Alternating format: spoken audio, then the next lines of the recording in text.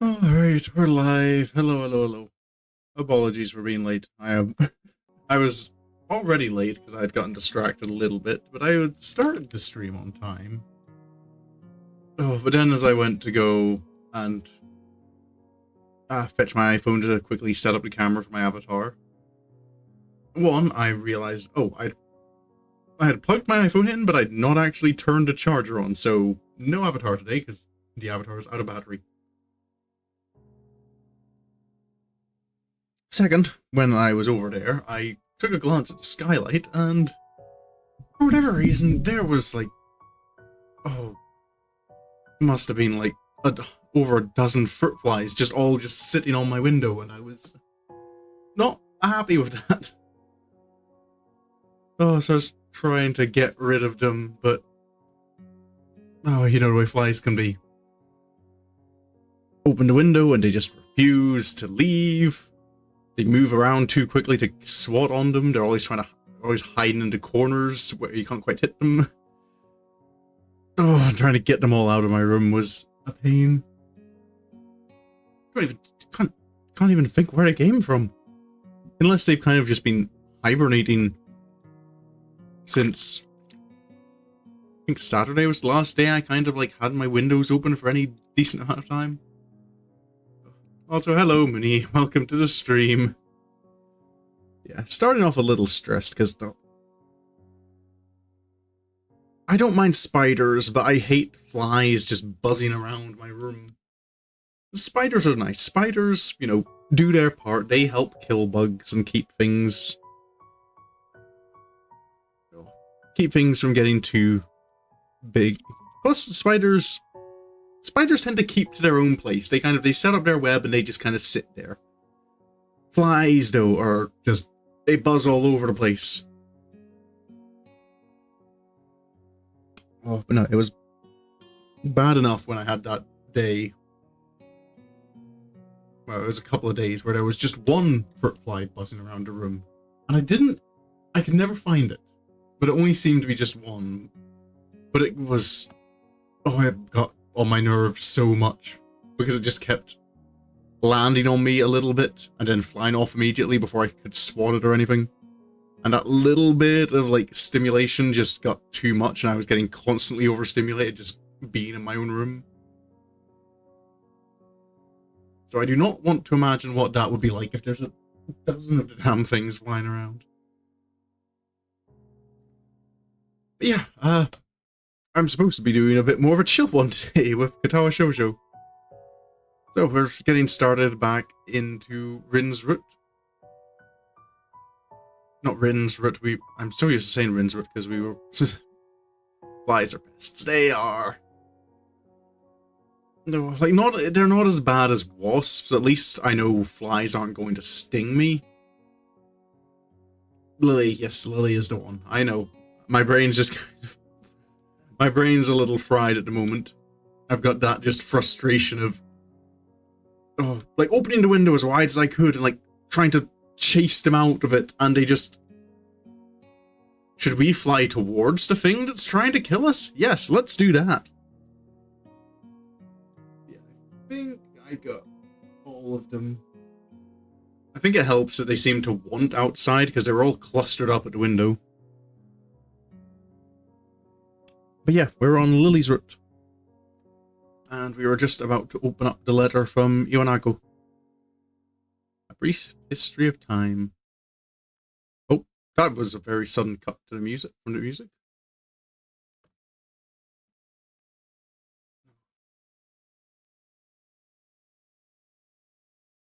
But yeah. Let's just get on with the story and try and forget a little about the bugs. Yeah, how this version of Hisao handles it. I got so sidetracked by one thing after another that I couldn't deal with it earlier. Who could have written me, I wonder? The name neatly adorning the back of the envelope freezes me in my tracks. It's been so long since I've seen her writing. There's little chance I could have identified it as hers otherwise. Iwanako. Why should she have written me? I can't think of any good reason for her to do this. I almost don't open the letter, but there'd be little point to that. If I just left it alone, its mere existence would gnaw at me until I did something about it. I looked down at the piece of paper on my desk, its bright and summery decoration beaming happily at me. The lettering is in pink, jarring badly with the yellows. Oh, okay. For a moment I thought you were about to say the paper was yellow coloured, and I was like, pink writing on yellow paper? Jarring badly with the yellow sunflower border on the card. The handwriting is neat, the characters having been written thoughtfully and with an unusual amount of care. I'd barely given the letter a second thought when it was given to me, but now I can't get its contents out of my mind. While I'd like to say that I don't know why she used such an old-fashioned method of communication, considering a phone call or an email would be both much faster and easier, the answer feels obvious enough given the content. A letter leaves a comfortable distance between the sender and the recipient. Unlike a phone, it isn't required that you engage in conversation, and unlike email, there's less expectation of an immediate reply. Statements such as, the third years seem to be very anxious about the final exams, and it's so weird to think we're already seniors, isn't it? Or just small talk. Small talk that could have been achieved by simply replying to any of the messages I'd sent her while in hospital. The ending, though, is the true reason she sent this. The last couple of lines, added almost as an afterthought. Okay, so is he just kind of like skimming over it this time? You know, in Emmy's wrote, we started reading it and then he stopped and was like, no, I don't want to hear the rest of this. And in Rin's, he did, like, he went through the whole, like, actually read what was written. This sounds like he's just kind of giving it a glance over. I wonder if we will meet again. Perhaps it's for the best if we don't. It's a statement that should hurt. I've always heard breakups are nasty stuff, but it feels like this is simply a reaffirmation of what we both already knew instead. It's the preceding text, no more than small talk, that makes me feel most uneasy. I can't figure out why, no matter how long I sit here and look down at this bright and summery piece of paper.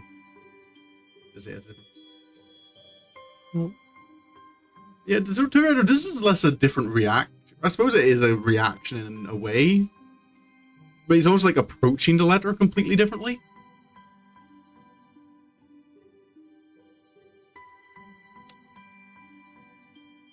If you would like to correspond with me, by all means write me back. It's plainly obvious that this is not the type of letter to be replied to. In the end, this letter is no more than a simple abdication of responsibility, a final statement to reassure herself that our relationship is over. As such, I find I have little problem in scrunching the letter and envelope into a ball and tossing it into the waste bin, ridding myself of its existence. Oh, that's a bit different as well. Oh, I'm trying to remember if in Rinsroot he, like, actually did write back, or if he just kind of thought about it. It's called a Dear John letter. Yeah. One that's written just more for the person sending it than the person receiving it.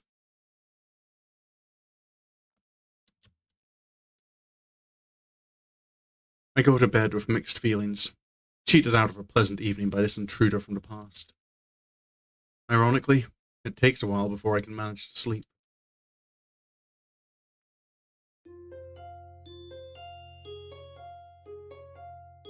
I probably could have managed that scene last stream, to be fair. Well, I suppose last stream actually I did kind of need to be getting a move on. I sweat profusely, awaiting the dreaded moment. Each tick of the clock tenses my muscles that much more, every minute making more hairs stand on end. It's coming for me. I can feel it. Death. You okay, Hisao? Death in the form of a single sheet of paper. I take the small pile of papers from the student in front of me and pass it backwards after plugging off the top piece. Looking to the top right of the page, I find my fears realized within that small red circle. 43. I hang my head and sigh in resignation. Cursing under my breath, I can feel the aura of a similar sentiment rising from the entire class. It's strange, but that fact lifts my mood by a minuscule amount. Well, I mean, If everyone got a bad score... What's that? I think I'd like heard it said that if one student in the class gets a bad grade, that's a problem with the student. If the entire class gets a bad grade, that's a problem with the teacher.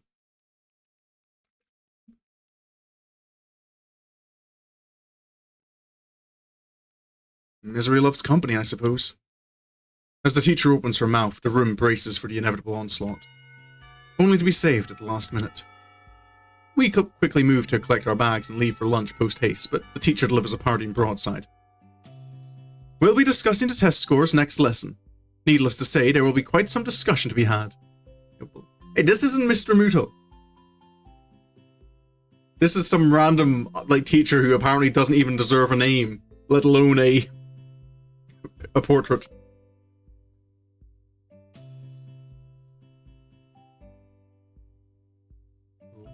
But yeah, apparently the teachers here aren't allowed to pull the old, the bell is for me, not for you.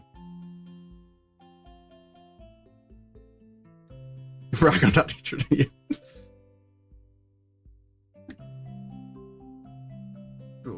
I don't even know if we get what subject she teaches. A collective groan resounds from the class, now reduced to shuffling out dejectedly. I push the sheet into my bag as I walk along the hallway, crumpling it in the process. It's enough that such a troublesome letter ended up on my desk yesterday, and now this. I hate English. Oh, English. I mean, to be fair, yeah, I'm with you, Hisao. Oh, bad language.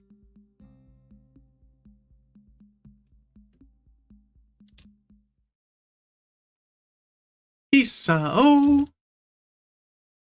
Wait. Oh, for some, I assumed that was all caps made me assume that was Misha sneaking up behind us. I don't know, but you calls us Hitchan. That was like completely the wrong voice then. A stern female voice gruffly calls out from behind me. I freeze on the spot, my face becoming like stone. It's as if I can feel my brain disconnecting from my body. My eyes slowly shift right, trying to catch a glimpse of the disembodied voice. Nothing. My face begins to slip as time passes, and I decide to risk turning my head. Ever so slowly, I twist it to the... Yeah! I jump into the air and drop my bag, yelling out in surprise. As I recover and regain my composure, I turn to see... I should have known. Emmy? Gotcha, Hisao. Okay, so what... Oh, the voice of Emmy in my head does not do well at being stern and gruff.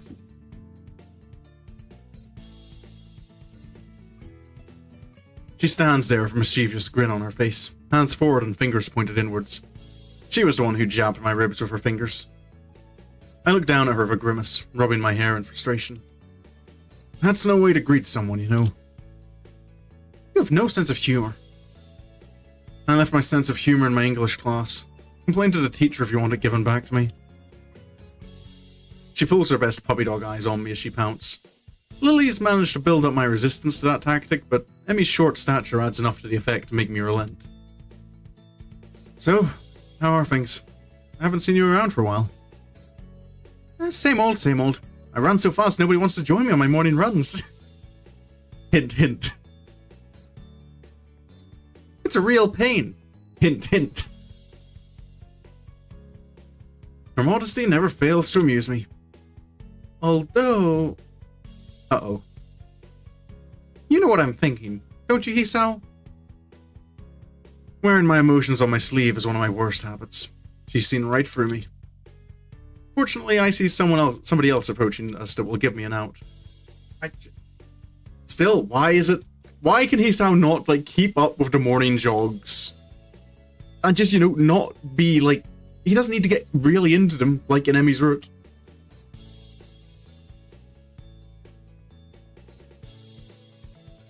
You're allowed to have friends as well, Hisao. You can't be with someone only if they're a romantic prospect.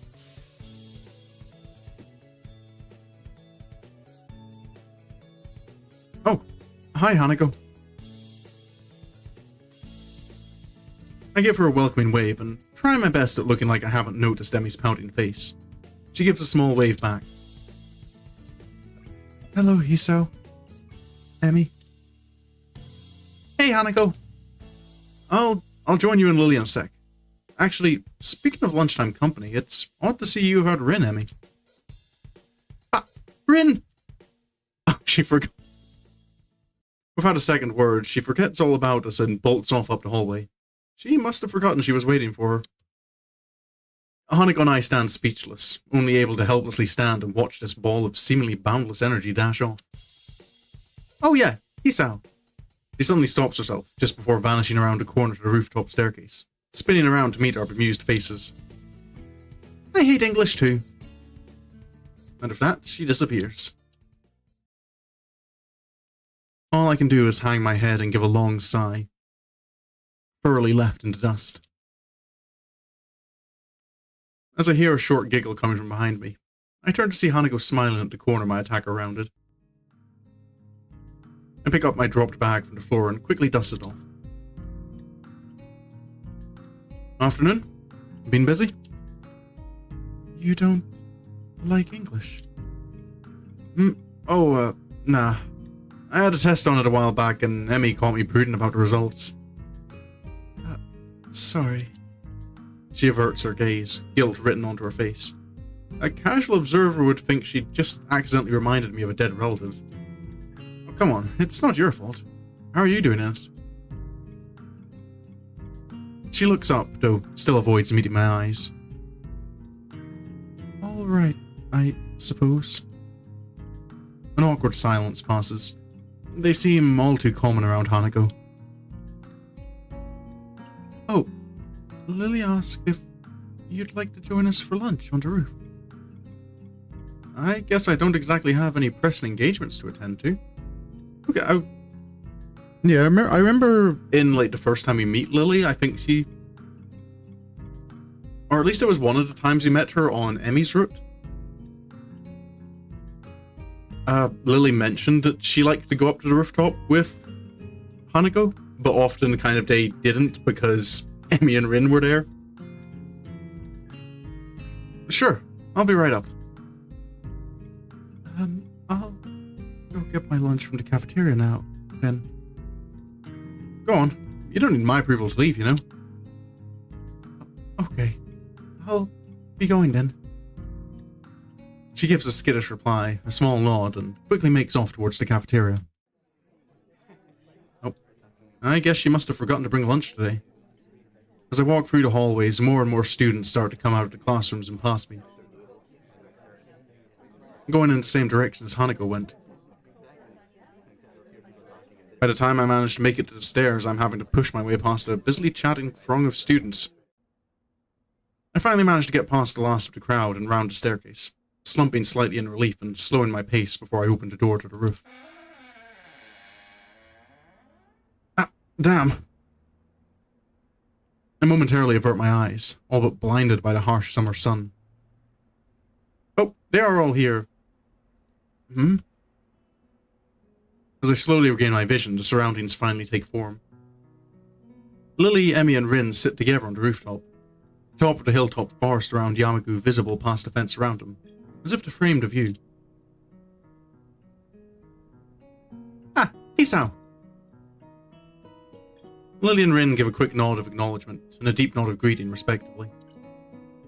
I start walking towards the rather mismatched trio and can't help marveling at the speed with which Emi devours the rest of her half-eaten banana.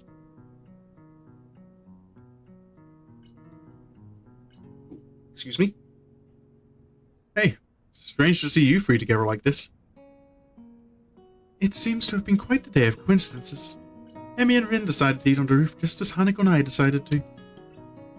You stole it! This spot was ours! Simmer down. You can't steal a place into school. I plonk myself down beside Lilly, the four of us creating a semicircle. I think she's right. You too? The butterfly is her accomplice. The butter...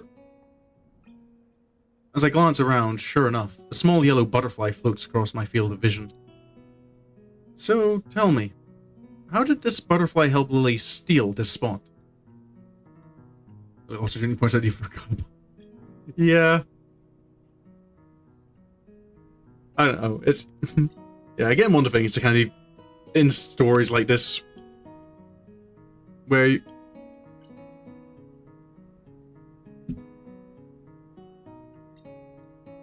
excuse me? Where you end up just kind of, like, ignoring the people you're, like, not pursuing. It scattered out our conversation and told her. I should have known better than to expect sound reasoning from Rin. Regardless, I guess it wouldn't hurt to play along. You're telling me she can talk to butterflies? There are people who can talk to horses, called horse whispers. Lily must be a butterfly whisperer. I bury my head in my hands as Emmy rounds on her strange companion. She doesn't seem to share Rin's sense of humor. Whispers don't work like that. Emmy and Rin continue their banter as I turn to Lily, who's busily finishing off her small box of curry and rice. So, what brought you up here anyway? A little fresh air now and again doesn't hurt. Ah! Emmy breaks off from her vain attempts to introduce the concept of logic to Rin. That was why we came up here too. Something tells me it was her idea alone and that Rin only got dragged up here on Emmy's whim. Then again, the same could probably be said of Lily and Hanako.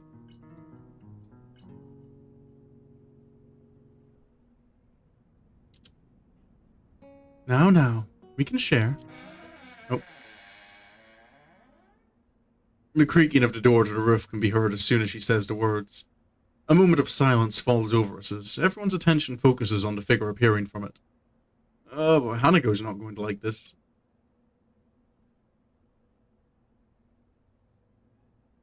Hanako slowly walks over to us, her eyes pinned to the ground, silently ruining the attention she's attracting. She tenses, just barely, when her eyes meet Rin's. Well, I do suppose Rin and Hanako might not get along too well. Given how blunt Rin can be and not understanding others.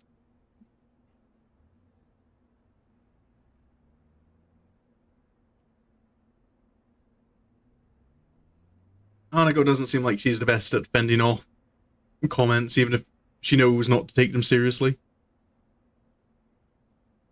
Instead, Hanako reminded her of meat.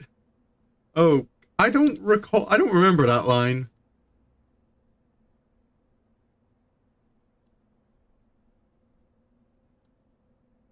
I can't help raising an eyebrow as she walks over to us and sits down next to me, doing her utmost to avoid looking up even as she brings her cafeteria bread to her mouth. So, how do you and Emmy know each other anyways? Emmy's somewhat well known around school for her athletic ability. She's the fastest member of the track and field club by some margin, even beating Miki Miura at the track meet last week. Miki Miura? Ah, that tanned girl from the front of my class. Considering her height and toned body, being able to beat her is quite an accomplishment. Looking over to Emmy, it's very clear she's well aware of this fact as she beams proudly. So, Hisao, what was your score in English?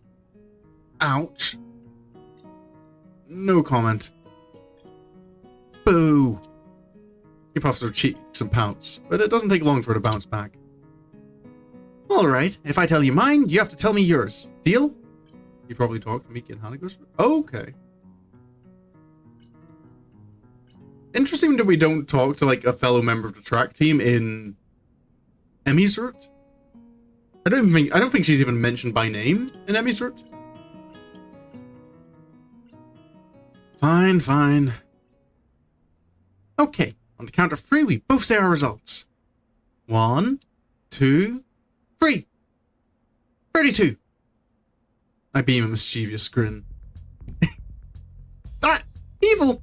Evil! You said it, not me. Still, the fact that you managed an even lower score than me is kind of amazing. She looks and sounds like a small terrier growling at an intruder. I can't say it's the most threatening sight I've seen. Either way, scoring higher than 32 isn't something to boast about, much less scoring below it, for any subject. Yes, Lily. Sorry, Lily. I could help you if you're English, if you'd like. It would be my pleasure to... No, that's fine. I appreciate the thought, really. Lily looks slightly deflated, her hopes of imparting her knowledge dashed. Judging from the badly hidden laughter of the rest of us, neither she nor Emmy seem to have garnered too much pity. Oh.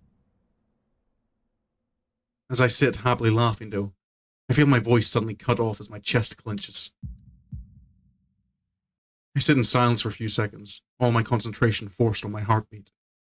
It's only a small pain, but the ache feels like it's growing. Breathe deeply. Breathe deeply.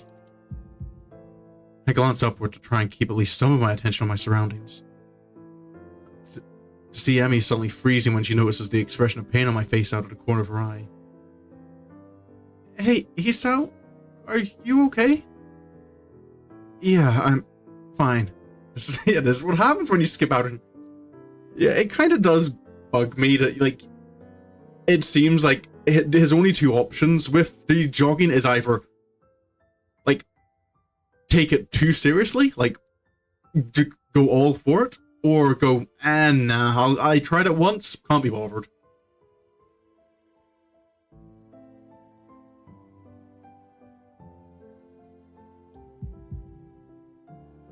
I look back down and redouble my efforts to try and stay calm, clenching my fists to try and dull the pain. It takes a short time, but the pain, thankfully, begins to fade. When I look back up, there's only silence and pensive faces to be seen. I guess I'd better explain myself. Arrhythmia, I'm fine, it's just a heart flutter. Are you sure? Should we get the nurse? Taking her cue, Hanako quickly picks herself up and begins to dash to the door. Hanako, stop. Lily, I'm fine. You look like a wet, wrinkled tomato. Huh? As I bring my hand to my forehead, I can feel the beads of sweat gathered on it and dab them off my cuff. Thanks. I told you, I'm fine. I'm just kind of fragile, I guess. Okay, this is, I think this is the longest we've ever had, like, a situation with, like, 4 of the girls all together. And now to have, like, now to have well, as he said, a heart flutter.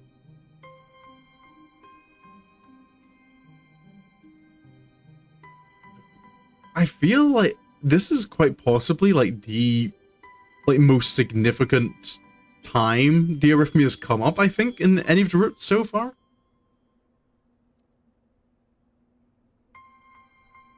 And of course, the whole thing is thanks to me. It just had to happen now, around others. Oh, Emmy. She looks up, a box of juice halfway to her mouth. I haven't told you of my score yet, have I? Yeah, well, you're half foreign, so your score doesn't count anyway. Lifting an eyebrow, I inquisitively turn to Lily. Recall one other time where there's a group of characters hanging out? Okay. Yeah, I'm trying to, like, I know there's a few times where we've seen 3 of the girls hanging out.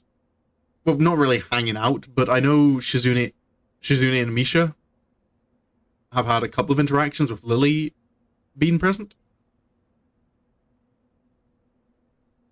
So I don't know if that counts too much, because it seems that Shizune and Misha are, like, genuinely inseparable. And on top of that, Misha's not one of the routes you can choose.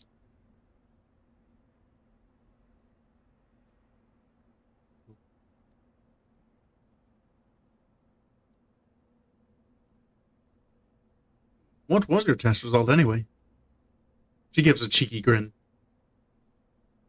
100%. Perfect score. No way. All I can do is hang my mouth open and wonder. Unfortunately, you can't pursue me. So, don't know how unfortunate that is. Gonna be honest. Misha feels like the type. Misha feels like the type who would. She can be fun to be around in short bursts. I feel Misha would very quickly, I'd find very overwhelming to interact with extensively. Unless like you do see other sides of her during like Shizune's route. Which I imagine if you're ever going to see different parts of Misha, it would be when you're hanging out with Shizune more. Do you want to brag? Yeah. I mean, yeah, getting a perfect score. Nothing to lift your mood like a sense of superiority. Considering those tests are insane even for some native speakers, I can only imagine she's gone and done something like committing to mind, part of the dictionary. A gift for rote memorization, maybe. I mean, you do know as well that she's interested in becoming an English teacher. That's... See, only someone part foreign could get a score that good. See? Lilly and I grin at Emmy's expense, a reaction identical to mine when I first tripped on that little landmine. Lilly's foreign ancestry does raise a point, though. That's right. You leave tomorrow for Scotland, don't you? That's correct. Emmy heard some rumors about it. It seems word's spreading quickly, considering I only told a friend in my class a couple of days ago. It must be so nice to go halfway around the world on a holiday. Hey, could you buy me something while you're there? Don't be too shy now. Lilly gives a light-hearted giggle, evidently fully expecting Emmy's bluntness. I mean, to be fair, in Japan, like, it is, like, very, like, common culturally, if I remember correctly, like, you buy gifts for, like, your co-workers and classmates and such when you go away on holiday. Like, even as, like, little things, like... I'm trying to remember the actual word for it. Because I know there's, like, a specific word for, like, the gifts, like, little snack things you get people while you're away. Generally, like, little biscuits or... From what I've seen, like, when you're actually in Japan, it's quite often, like, traditional, like, locally made Japanese sweets that are often, like, advertised as such. Like, these are, like, holiday presents to buy, to bring back to your co-workers.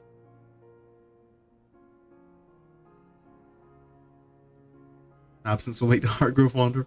Speaking from experience, are you there, my dear?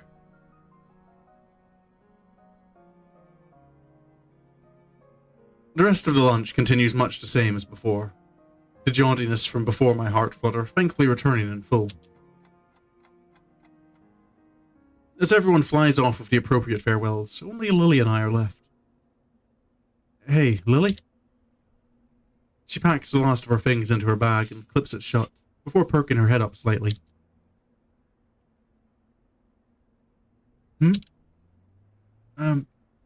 Thanks for breaking the silence back there. I kind of wanted to stop it, but didn't really know how to. As much as I'd like to sound less morose about it, the letter from yesterday, screwing up a test so badly in class, and now my heart make things very hard indeed. She gives an indulgent smile and nods. I hope she hasn't picked up on it, but knowing her, it's unlikely that she hasn't. Emmy's strong, but only human. We do worry about you, Hisao. Hold on. Why would I worry you? Her smiling face collapses, becoming uncomfortably serious. Hisao, we are not ignorant of your situation. Unlike... She suddenly cuts herself short, unsure of whether she should say what she intends to.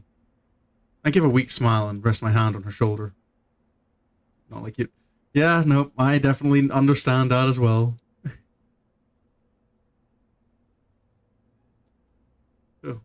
Though to be fair, I can certainly say as well that, you know, proximity also makes the heart grow fonder. It's not like I started liking you any less while you were there with me. Don't. It's enough that I worry about it. I don't want you all to shoulder my burden. But if you all worry about it, I have to worry about your worrying, if that makes sense. He's like, people can't just stop worrying. I'm fine, okay?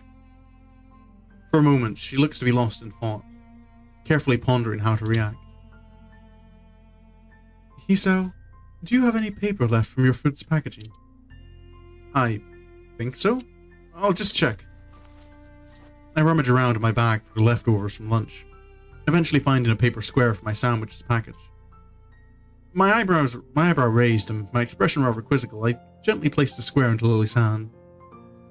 Without another word, she brings her fingers around it to feel out its edges. This should be large enough. With both of us seated on the roof, the minutes to the lesson ticking away, she proceeds to lay the item on the ground and begin her work in earnest.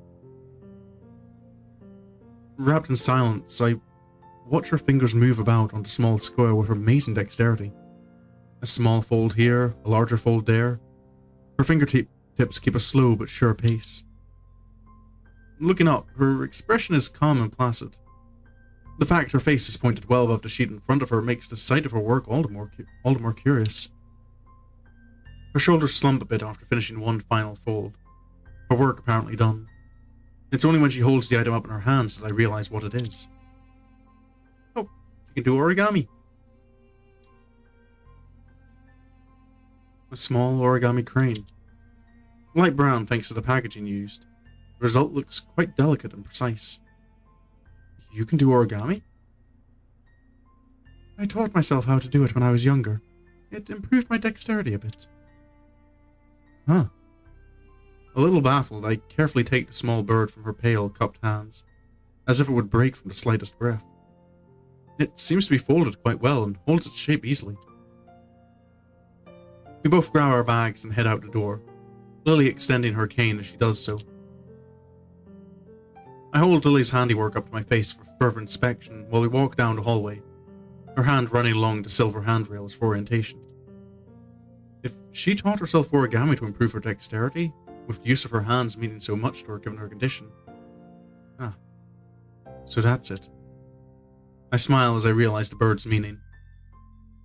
Everyone here has had to find their own ways of dealing with their conditions. You aren't alone here when you have problems. Hisao. Sorry, this is... Why is he this perceptive with Lily?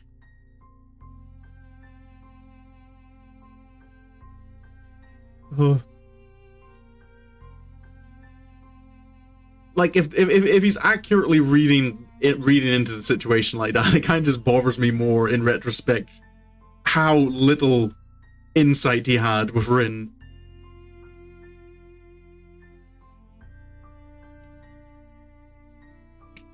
Like, if he even had a fraction of this ability, he's...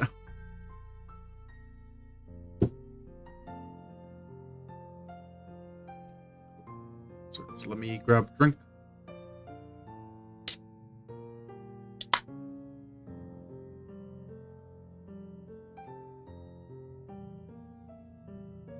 Here we go. She gives a sweet smile and a nod, not using words where none need be used, in her typical manner. Kinda helps Lily's a bit more coherent with it. Yeah, I mean, there is that, but at the same time, like, it...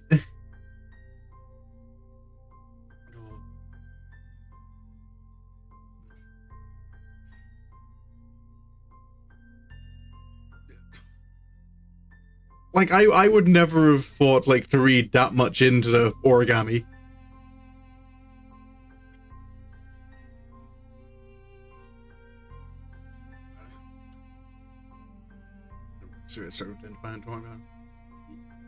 Yeah, I'm aware that, like, Rin did have difficulties expressing herself, but again, I just pointed to Rin said, like, directly to Hisao on several times when he asked her to explain, she said she can't.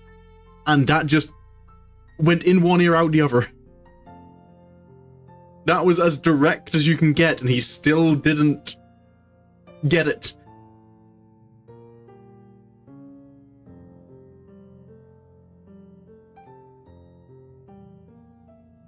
At all.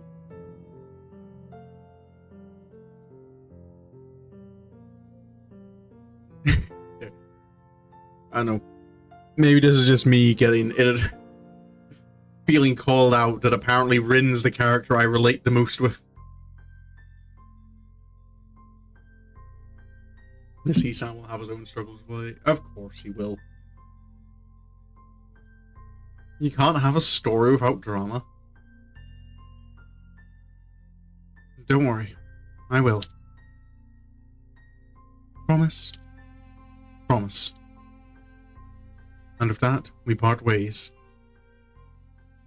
This feels like the kind of moment where it's like, I never was able to keep that promise. To be honest, I don't know what annoys me more. The fact that I could die at any moment, or the fact that everyone knows that. Do your morning jogs! In Emmy's, like, your heart stopped being an issue, like, really early on.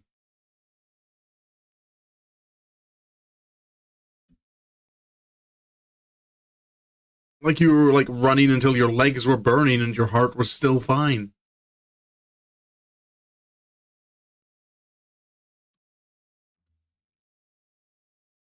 He was at his most fit and out. Yeah, I'm just feeling like if he did even just half of the work he put in Emmy's route. Like again, he doesn't need to try and compete with Emmy, but just do your morning jogs.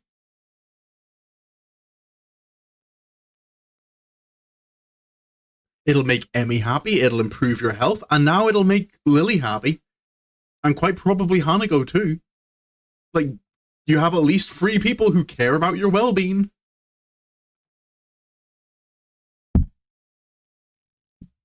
But he's still kind of like, jogs sound like effort.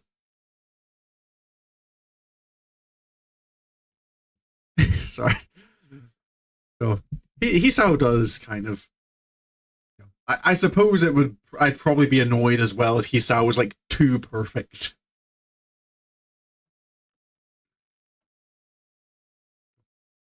I guess I'll just take each day as it comes. As the unexpected present at my hand reminds me, I'm not alone here. Even though I may be like this, I'm not alone. He could at least walk, doesn't have to. Yeah, like there's that too. So if he went down to the track in the mornings though, I don't know if Emmy would let him get away with just walking. I think she'd kind of poke him to kind of, come on, you can do more.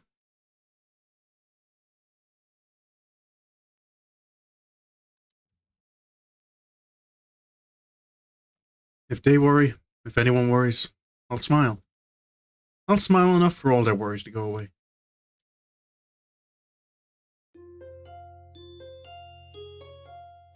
That's right. Just act like everything's okay. She would make him want to do more. So I'm just imagining her doing the Captain America thing from the Marvel movies, the on your left, just like Emmy constantly like lapping him, just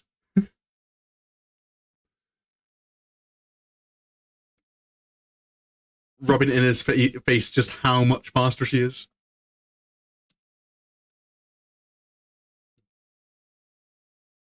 The moment the bell rings out, a collective sigh of relief comes from everyone. Much of the morning's been taken up by a droning lecture on Huh? What is this? Stoichiometry? A topic entirely unbefitting of the insufferable heat permeating the classroom. Knowing that attempting to teach anything more would be an exercise in futility, Muto gives up and begins clearing the teaching materials from his desk for the day. As meaningless banter starts filling the classroom, I notice Hanako getting up and coming to my desk. She's been a lot less withdrawn lately, something which gives me a small measure of satisfaction. This is something that's very stoichiometry?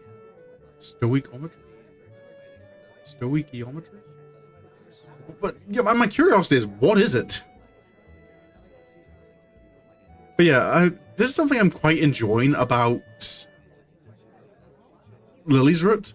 Is, like, obviously, like, we're not going to go into it as much as we probably will in Hanako's route.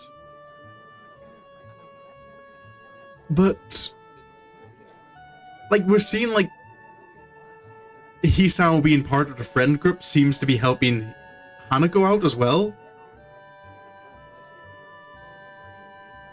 Like, it'd be nice if we saw, like, in Rin's and Emi's route, like, a little bit, not as much as in their own route, but still kind of, giving the other person a hand.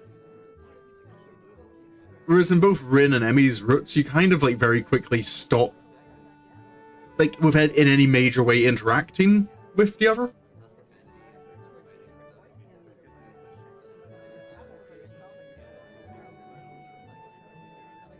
And ironically, Lily's route is Hanako's. Oh, that's depressing. Oh, that's tough.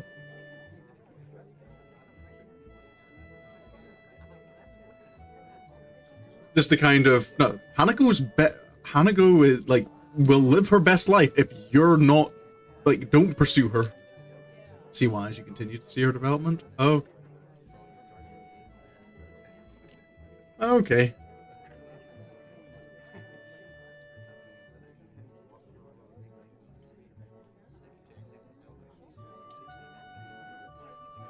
Hello, Hisao. Hey, want to go pick up Lilly then? It's close to the time when she'd need to get going if she's to make the flight. About that. She said she might be held up a bit by her classmates.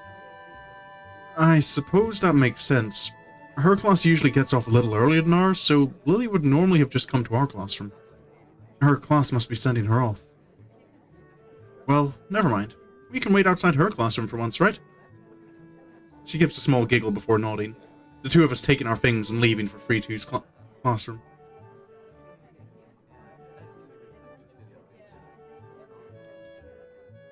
When we reach our destination, I stop in idle amusement at the scene inside. One of the shorter girls from the class is Lilly wrapped in an enthusiastic hug, her head no higher than Lily's chin. Her other friends, of which there are several, are gathered around her as well. Lilly simply smiles kindly and hugs her back. I guess Lilly must be pretty popular. Compared to Shizune's harsh but fair dictatorship of Free, Lilly seems more like a mother figure for 3-2, to say nothing of her height and looks. Not completely out of Hanako's life, it's just there's definitely a... Yeah. But what I'm hearing is that the closer Hisao gets, kind of like he's a... Oh, well, it's not the closer you get, it's like... I suppose it's like the Earth's orbit of the sun. Like, if we were a little bit closer, Earth would, like, burn up. If we were a little bit further away, we'd freeze. Is it a similar case of Hanako, where kind of, if you're not involved at all, you're not there to support her, but if you're too close, your influence actually ends up making things, well, I suppose not making things worse, but not as good as possible? I don't know. It's hard to say without seeing Hanako's route.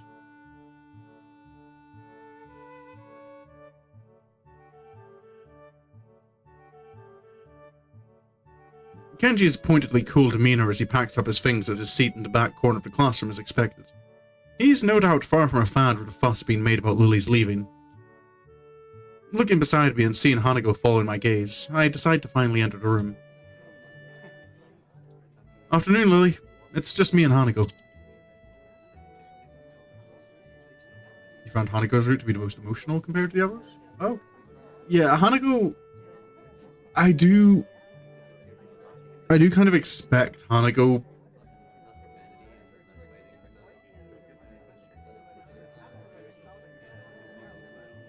most romantic. You'd say it'd be Lily's. Emi's the most affectionate.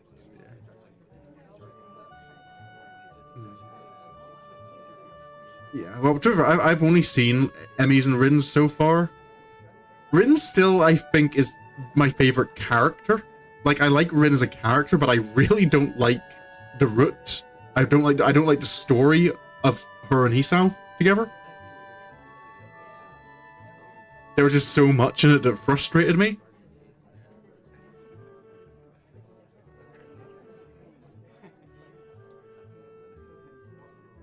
But I'm still kind of nervous. I'm trying to remember like exactly what was said that made me start wondering. But I've still got like a slight nagging feeling that you're still in the Rin deserve better than Hisao. Yes, I am still on that boat. I don't think I'll be leaving that boat.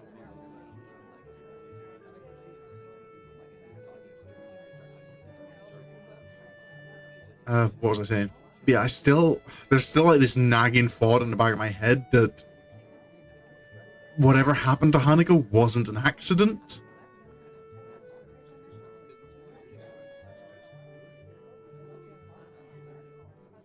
Hanako withers noticeably when exposed to the din being made around Lilly. Try as she might, I doubt she'll ever completely get over her social anxiety. Hello. Lilly manages to work out our position reasonably well, her classmate detaching herself without a second word. A look of slight exasperation is written on Lily's face, though I can't say I blame her. Hello, Hisao, Hanako. Do we have much time before the flight leaves? I give a quick glance at my watch. Taking the trip to the airport into account, there's a good 10, maybe 15 minutes left, while still allowing for contingencies. Yeah, we still have a few minutes to kill. I wouldn't worry about missing it yet. Ah, is this Hanako? Uh-oh. I think we've just inadvertently become entangled in Lily's social web.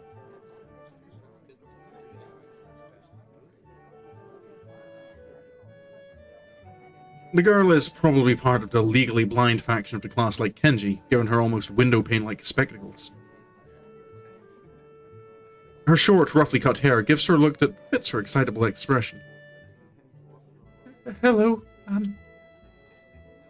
She takes Hanako's hand and pulls it up and down enthusiastically. I really don't get how girls can be so social to someone they only know as the friend of a friend. I mean, Hisao, you say that, but you're also like, you're friends of Hanako. You know very well this isn't all girls. And there are definitely guys who can be that kind of friendly. I mean, how many seconds did you... Like, did you know Kenji before he was, like, inviting you into his conspiracies? While Hanako exchanges nervous greetings, I look around the room for my short and overdressed next-door neighbor. Try as I might, he seems to have slipped out of the classroom without anyone noticing. Do you think Lily's route is a good way to ease into Hanako's character? Yeah. I don't know, it's nice. It's kind of just nice to have, like, a friend, I feel, in the route. Because that's something that did feel a bit lacking in the others. It never felt like Hisao really had, like... It was really focused on, like, most, like, 99% Emmy or 99% Rin.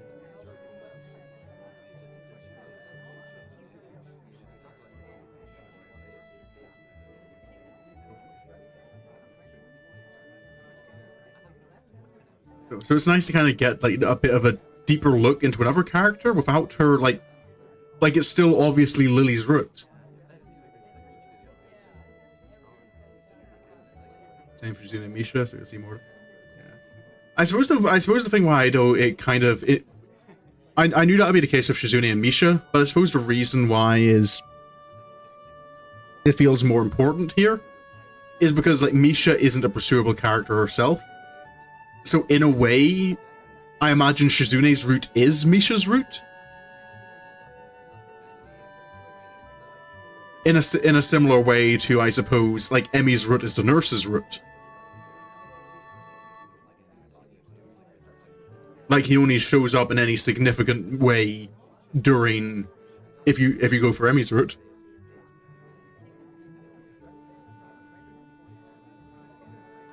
For a moment, I try to think of possible career paths that could reasonably benefit from his single skill, before putting my mind to more pertinent matters. Lilly seems pleased, if somewhat guarded, about the enthusiasm Hanako suddenly excited from those around. excited. Is excited a verb?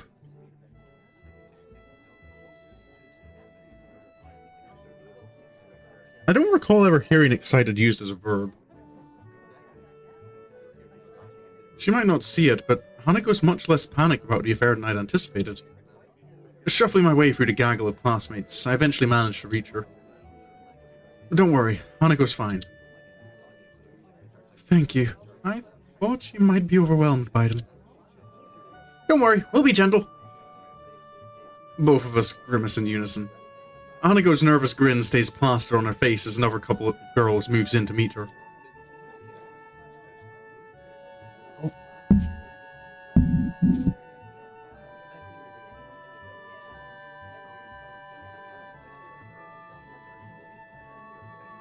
Got this like persistent itch just on the tip of my nose.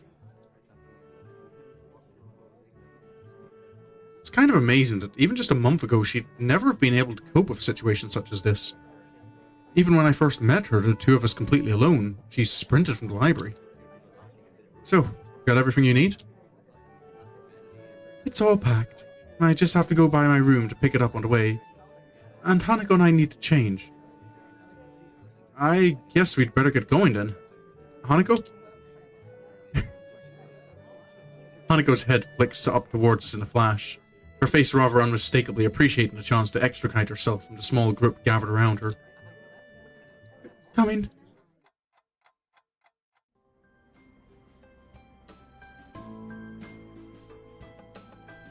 The long taxi ride to the airport is surprisingly pleasant, despite the three of us being rather squashed together to fit in the small back seat.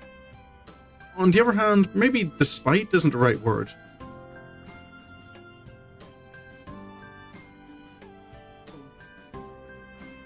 Lilly pays the fare to the driver as we file out, Hanako's eyes flittering left and right. Thankfully, there aren't too many people around, most of them being inside the main building rather than milling around outside. Nope. It isn't hard to spot Akira and Hideaki leaning against the fence while talking to pass the time. A large black travel bag, complete with wheels and travel handle, leans against the fence alongside them. Hideaki is the first to notice us, pointing us out to Akira, who gives an over-enthusiastic wave. Hey! Hey! I grab Lily's travel bag for her as we go to meet the two, earning a nod of appreciation. I've got all my stuff here. You got yours? Plane ticket as well? Don't worry, I have everything. You? So that scene of Lily hugging Hanako during the birthday is my favorite. That was a cute scene. And then they all get completely drunk afterwards.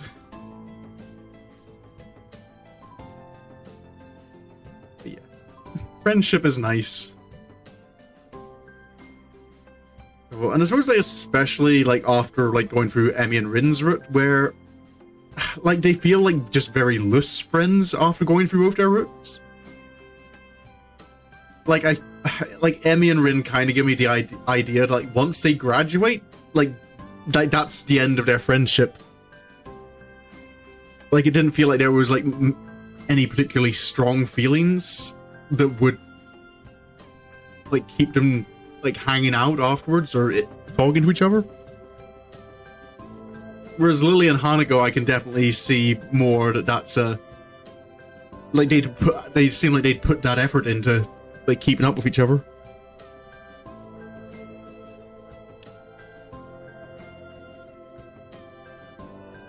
Yep, all ready to go. Not without some problems along the way, I might add. Oh, the angry Akira face. The snide remark has his head roughly dragged around by a very firmly clamped-on hand. Yeah, I kind of sort of forgot it was in my trousers pocket. Trousers that I'd put in the wash. Oh no. Oh, don't worry. Did you know you can print out tickets if you order online nowadays? It's really cool. Oh, and nowadays you don't even need to print them out. You just have a QR code on your phone. Hideaki's pained expression says that this wasn't a solution found quickly. It could have been worse, I guess. We'd better start off then. The check-in should be ready by now. Yeah, you're right. There's a certain amount of wistfulness in both their voices. To say nothing of the people left behind, meeting their family again after all these years would be big for them. Did my tickets for me, did not. To be fair, I like having a printed ticket as well as the one on my phone. Just because oh, you're keeping them as souvenirs. Yeah, I suppose that's one thing. I just kind of like your paper can't lose connection to the internet. Or like run out of battery, or like if I have a paper ticket, it's there. I keep it in a protective sleeve and I know it's safe.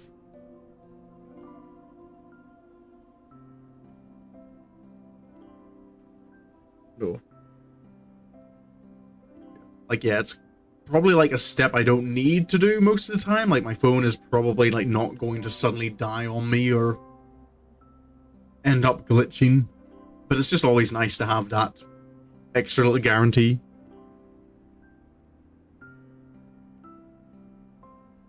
Lily? Hanako wraps Lily in a gentle hug to say goodbye, one which is warmly reciprocated. Lily and I share a brief hug afterwards, each of us saying our goodbyes. Beside us, Akira and Hideaki break off from a small hug and a word or two between them. It would probably look quite nice if not for the almost comical height difference between the two. Hello again, Stero. Oh, you've got the blue name now on Twitch. It makes you... it makes it very hard to see your name. But welcome back to the stream. Lily takes a hold of her sister's arm once all that needs to be said and farewells is said. The two walking past the huge glass doors. Goodbye, Hisao. Hanako. See ya! Don't do anything stupid, shorty. We wave at them until they disappear from sight and a throng of people moving about inside. And then, we're alone. Well, that's that. I turn to see Hideaki already beginning to walk off. See ya. He throws a hand into the air, in a manner I'd expect of Akira. In the end, it's just Hanako and me left standing outside. I rest my hand on her shoulder. Is this Hanako? No, this, we're still in Lily's route, Stero. I rest my hand on her shoulder. She absent-mindedly gazes towards the front doors of the building, as if she might catch a glimpse of either of the two before they disappear. Don't worry, the time will pass fast. She hesitates for a moment, but eventually nods. With the scorching heat of the summer sun beaming down us, we make our way to the nearby bus stop. It's strange, really. Just when I'd begun to see Lily differently, she leaves on what almost feels like a pilgrimage to the past. In a way, though, that's just what I've been doing since coming to Iwanako. As much as I may reflect on everything that's happened to me, I really am hardly unique. Everyone has their own circumstances and separate paths to get where they are now. Yet, I still can't really work out how I should proceed. My life may have practically been reset, and I still can't find anything that satisfactorily fills the hole I still feel in myself. Maybe Lily's leaving will be a good thing for me. Without her to lean on, I'll need to do more for myself. I'll have to be there for Hanako as well. It feels strange to have so much changing so quickly after my months in that hospital that seem to exist so separately from reality. But that's all the more reason for me to keep focused. I can't let any opportunity slip out of my fingers in my attempt to rebuild my life. Oh, new chapter? Oh, yep.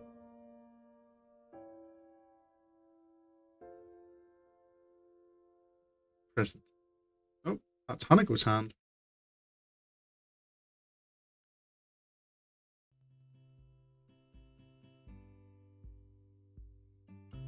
I rest my chin on my hand as I absent-mindedly look out of the window. Yet another of Muto's lectures droning on as if it were endless. The summer sky is almost alluring in its bright cerulean splendor. Only the odd passing cloud breaks up the deep blue expanse. This feeling of longing is probably the outdoors side of me yearning to escape. You could do morning jogs. Nakai, could you answer this? That side of me's lost to the past now, though. In that case, I think I would use the "and" suffix. Correct. Moving on, the suffix for... As my attention towards Muto slips once again, I spot Misha giving me an enthusiastic thumbs up and nod at her to settle her down.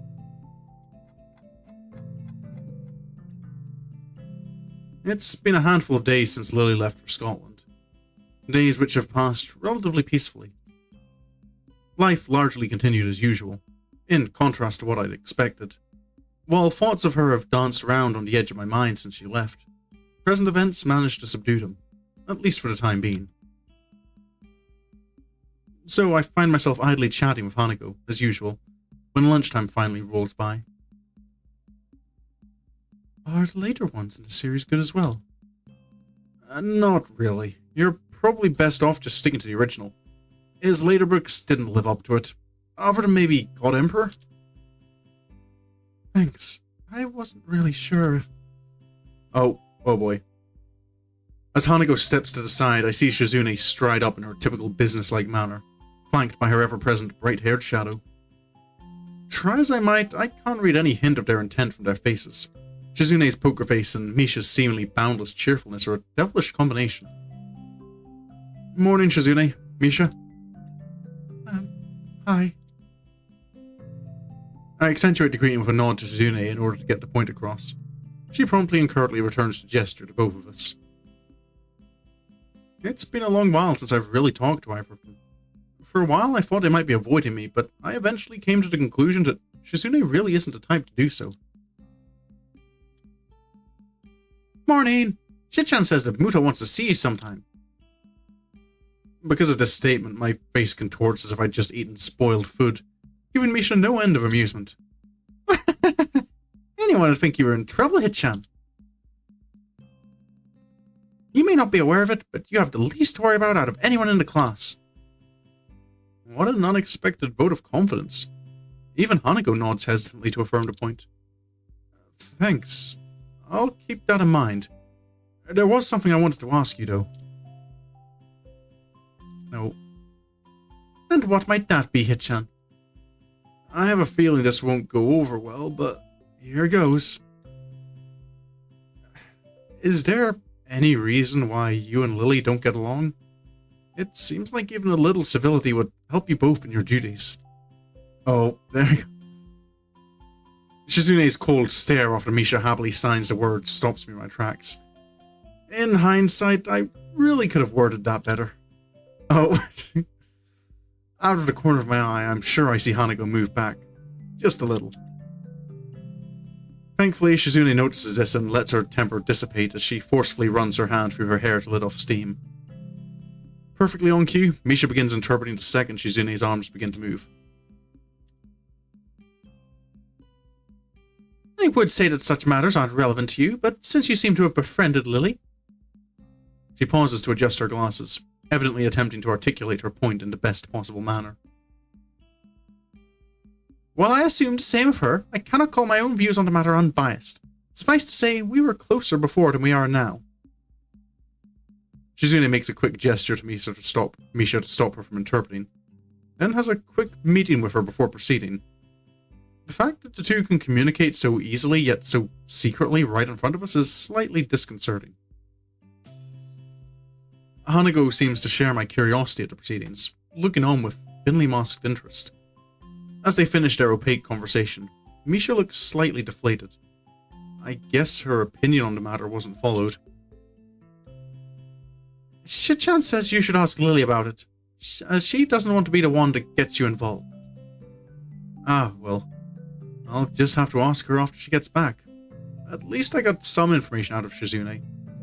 The two having been on close terms means that they weren't always at each other's throats, or at least not quite to this extent. I understand. Thanks anyway.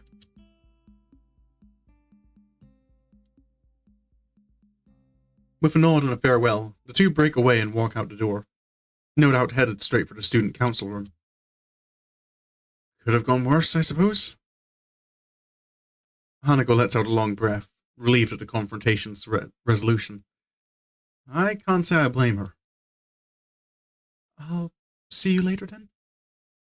Yeah, I'll meet you in the tea room. See ya. With that, she waves and joins the trickle of students leaving the classroom. Nakai, can I speak with you for a moment? Delivered in his typical monotone manner, he apparently decided that I needed a reminder to see him already. Eventually, I finish packing up my things. By the time I reach his desk, the classroom is close to empty.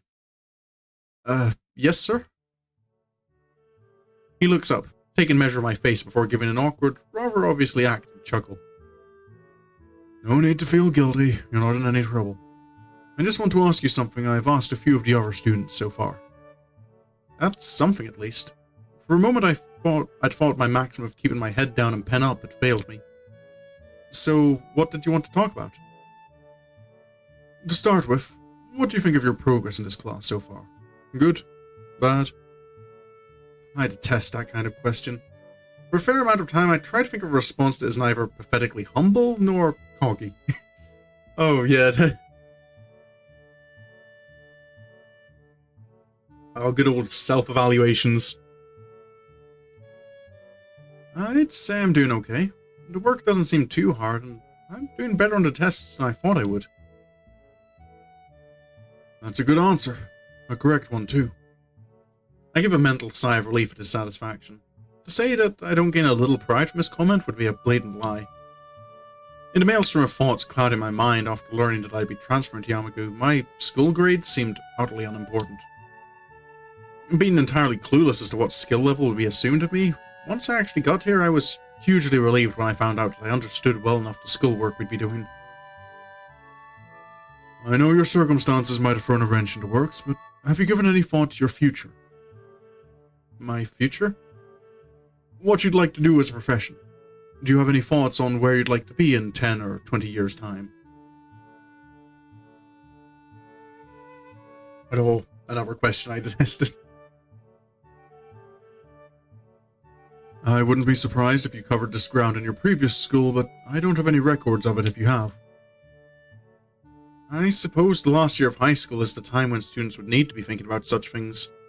To be honest, I haven't really lent it much thought, compared to my immediate situation. Catching on to my thinking, Muto speaks up. It's okay if you haven't decided on anything specific yet. I wouldn't be surprised if a lot of your classmates are still undecided after all. Maybe pursue one of your talents. He's rather obviously trying to squeeze an answer out of me, and something about his previous wording makes me suspicious. He didn't seem to be intent on asking everybody like this, so he must have some kind of selection criteria. At a guess, our grades in his class. Well, something in science might be the path of least resistance. His face brightens, no doubt pleased at the thought of a prize student following his subject as a career path. Good. Having a general idea is the first step. I would advise you to think on it, though. I will. Things are kinda settling down, which will help. Good to hear. Oh, and I've noticed that Ikazawa's attendance and grades have improved since you came to be friends. I'd like to thank you for that. I'm surprised you noticed we knew each other. He gives a chuckle as awkward as his smile. This guy really has no idea how to properly act around others. Every facial movement seems like an act of careful but misdirected choreography. This, in like a little way, because I notice that it's kind of like consistently come up with Muto. And I don't know if it's just kind of like he's just supposed to be awkward. But I feel like that's also like an autistic trait. The, like, trying to mask. Like, deliberately acting how you think people are supposed to act. But then just in Muto's case, he's just not particularly good at it.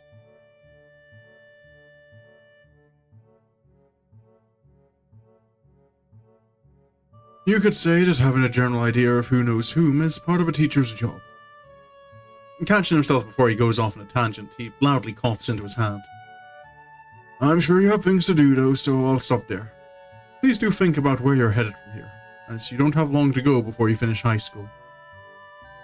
I will. Thanks. The brief talk ended. I take my leave. He goes back to fussing with the teaching materials on his desk. This is one of the times I'm envious of Lilly.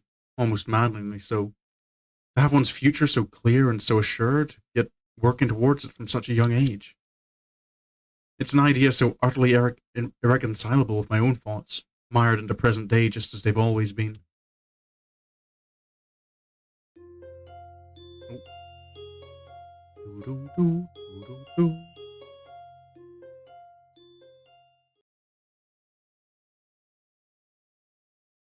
Walking through the lobby to the cafeteria, I silently rue my daily routine having been completely thrown off.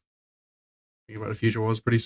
Yeah, I don't know. High school in general for me was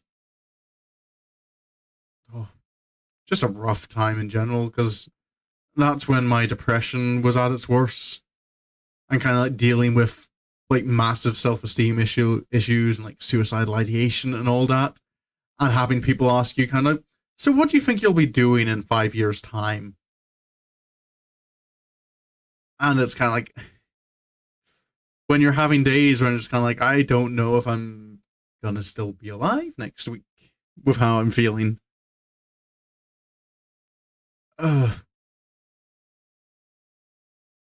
Yeah, it's, I don't know. I don't know if like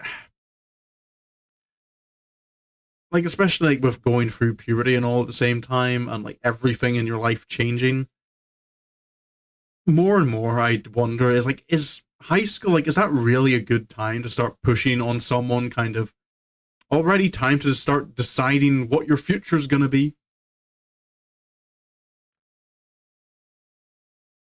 Like, fair enough if someone does have a clear idea, I like encourage them in that, but oh yeah, I don't know.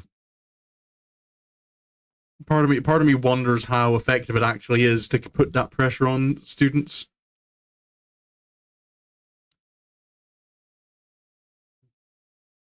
It had seemed like a normal day. I arrived in class before most, due to waking early and having become quite adept at chugging down my pills without choking as I get ready for the day. But as students trickled in, one never materialized. Hanako. I step inside, my eyes scanning the expanse of the cafeteria in search of a suitable place to take a seat. It's a task made more difficult by the groups of students moving about and busily talking. Oh. Get! A hand pounds my back hard a couple of times, severely winding me. Emmy? Oh. Maybe not Emmy, because I feel Emmy worries enough. I couldn't care less about the culprit as I focused my thoughts on my chest in a near-automatic reaction. My hand instinctively tightens on my breast, and I start going through the steps I rehearse in my mind every other day. Breathe steadily, in and out. With a measure of relief, I can slowly feel my chest becoming less tense. By the time I look back up, my face is covered in sweat from the experience. Oh, Kenji. Hey, man. Are you okay? Oh, damn it, what? Don't do that, you idiot! He retreats back, an expression of unease written on his face. In hindsight, I probably shouldn't have barked at him, considering he had no way to know. I give a sigh and right myself with some difficulty. Sorry, I just have some chest problems. Sharp knocks aren't good. It seems strange to see him so upset. The fact that I can't do anything about it irritates me. Let's get lunch. Okay. It's good to have some company for once. So it's odd as well. Lilly's route really does seem to be like the friendly route. Like we've got like that hangout together, like with the four girls, and Kenji's been showing up more as well. And as well, like we're getting more time with Hanako than we did with Emmy and Rin's route, or Rin and Emmy's route. We start off to the serving line. One good thing is that Kenji and I can make small talk nowadays, as opposed to my only interaction with him being anti-feminist lectures. Seems like it'd be hard to find an empty table. There's a few people I wouldn't mind sitting with. Nobody's like you, though. I feel a shiver run up my spine. Clarify that now? They don't listen. Their minds are closed. It's the media, man. The goddamn brainwashing mainstream feminist fascist media. He takes a breath and I savor a second of silence. Yeah, I am quite. No, it helps, like, Hisao feel a bit more balanced when he's interacting with more people regularly. Man, they control everything. Everything but you and me.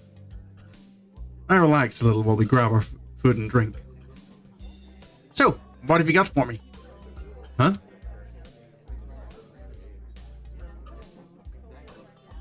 Come on, you've been hanging around Sato and that other chick for ages now. Rumors are all over my class, and probably some of the others too. Eavesdropping isn't a good habit. Let me guess, you never do it? Not even when you're bored? Really? Well, fine, point taken. Both of us stopped to have soup ladled into a couple of small bowls and placed into our trays. The concoction that lands into the bowl looks pretty questionable, but at least it smells reasonably good. As we take our seats at a miraculously free table, I try to think of something that would actually interest him at all. I hope I can come up with an acceptable topic. I found an answer to that question you asked a couple of weeks back. Where Lily's non-Japanese half comes from, that is. Good man! It's Russia, right? Totally Russia. Scotland. He's visibly stopped in his tracks. Scotland? Yeah, that was my reaction too. She can speak English fluently and everything. Damn it! Do you realize what this means? How terrifying this news is to me! Oh boy. I think he's hyperventilating. Passing out for a little while would probably make him more relaxed than he normally is. How significant is this choice?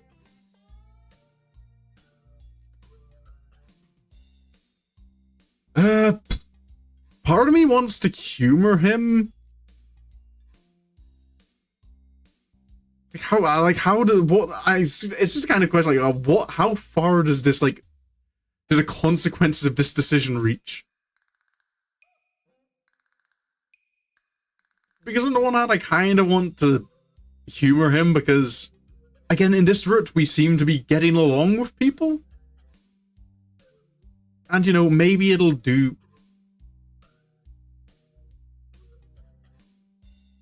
Maybe it'll do Kenji some good for, you know, just being able to have someone he can communicate with. You know, someone who doesn't... Oh, no, is that what you... Okay, Hisao, when you say you're going to humor him, is this you're going to pretend to agree with him? Or you're just going to, like...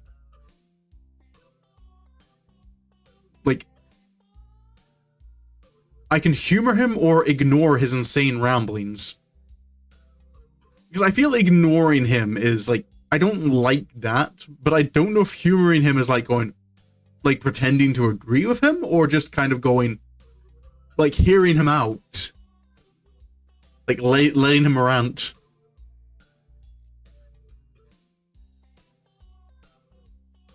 I'm kind of leaning towards humoring him. Which I think is maybe what I'll go for. Because you'd have to be careful. Oh, is this a... I'd have to be careful with later decisions. Why does this... What influence does this private conversation with Kenji end up having? But I'm curious enough to find out, and the later decisions are pretty common sense to you. Okay, but yeah, I kind of want to go with humor him just because I don't want to, like, play this through as if I had foreknowledge. I want to kind of go with the choices I think I'd go with. And, like, part of me kind of hopes that, you know, I don't expect to completely, like, convert Kenji, but maybe, you know, just having a friend with him, someone who does listen to him, and he'll maybe start to kind of open up a little bit and not be quite as conspiratorial. Just like tone it down a little bit.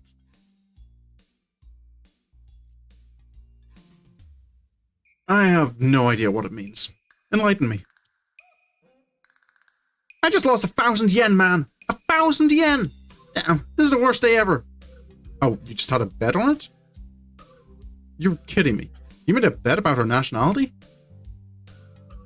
One of the dudes in my class was bugging me about it. I gave him some of my wisdom, and he had the audacity to say my logic was wrong. I can fix him. I can't fix him, but like maybe I could just, you know, put some duct tape on the situation. Just gonna slap some flex tape on it. So, what did he think? Germany or something. It doesn't matter. What matters is my 1,000 yen. Damn, this day is ruined thanks to her. What a bitch. Boy, she can't control where she comes from, can she? He looks utterly devastated as he wolfs down several clumps of his soggy, soy-soaked rice. It only takes a few mouthfuls before he pokes his chopsticks at me, stabbing the air repeatedly in revelation. Why would... Didn't your mother ever tell you not to speak with your mouth full? He gives me a dirty look before choking down the rest of the food left in his mouth and taking a gulp of juice. It's rather unsightly. Remembering my own food sitting in front of me, I decide to get to the task of eating the cafeteria food over and done with as fast as possible. The sooner I do so, the sooner the experience will be over. So, as I was saying, why would anyone want to live in that place anyway? I mean, what is there to see? Grassy? No! I don't think it's... Well, I wouldn't call it plains. Scotland is more... like, definitely more hills and... Well, at least I'm thinking maybe northern Scotland more. But I think if you're going to talk about somewhere in the UK that's like grassy plains and such, I think you're thinking more Wales.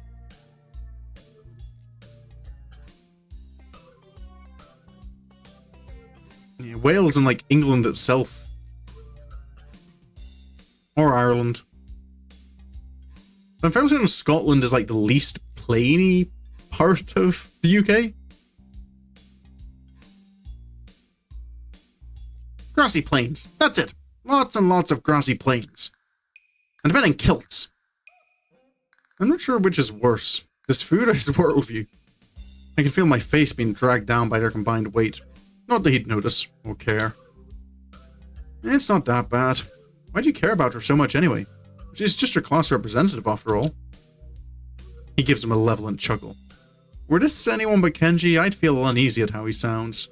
Casey. It's something I do appreciate whenever I do get out on a holiday or something, is just... The UK is a nice country to look at.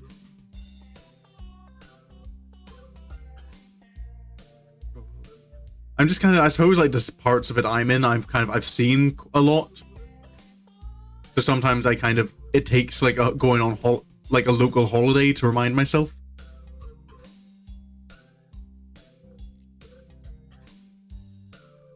I finally found a chink in the Feminist Legion's armor. It took a while, but I'm confident that this is going to be how we can bring down the whole system. I'm about to blow your mind. Are you ready? I tune out his rambling for a moment as I finish my rice and start on the unappetizing soup. One taste is enough to confirm that it's cold. Ready as I'll ever be. I confirmed that Lilly isn't a mafia. What? Alright, stay with me for a second here and I'll describe the scene. I wish I could do otherwise.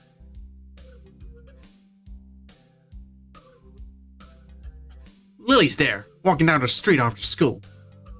You're not stalking her, are you? No, damn man, I do have some sense of self-preservation. But not dignity or morals or social standards. Anyway, as I was saying, this car pulls up next to her and guess who steps out? A man in a pinstripe suit. Waves her in and the two leave, just like that. I tell you man, she's under protection. Under protection. That's her sister. A man in a... Oh, I can see where this is going now.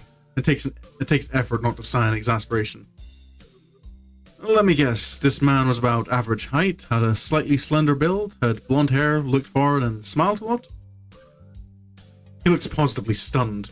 I take advantage of the moment of quiet to quickly gulp a mouthful of cold soup. It seems you're more observant than I thought. Yes, I have chosen well. He giggles a little and nods to himself so dramatically that it looks comical. I can't tell whether that's intentional or not, and that fact makes me frown. This has important ramifications, you know. She really is connected to people like them, and we're smart about what we do with this information. We could turn this into our greatest weapon against the student council.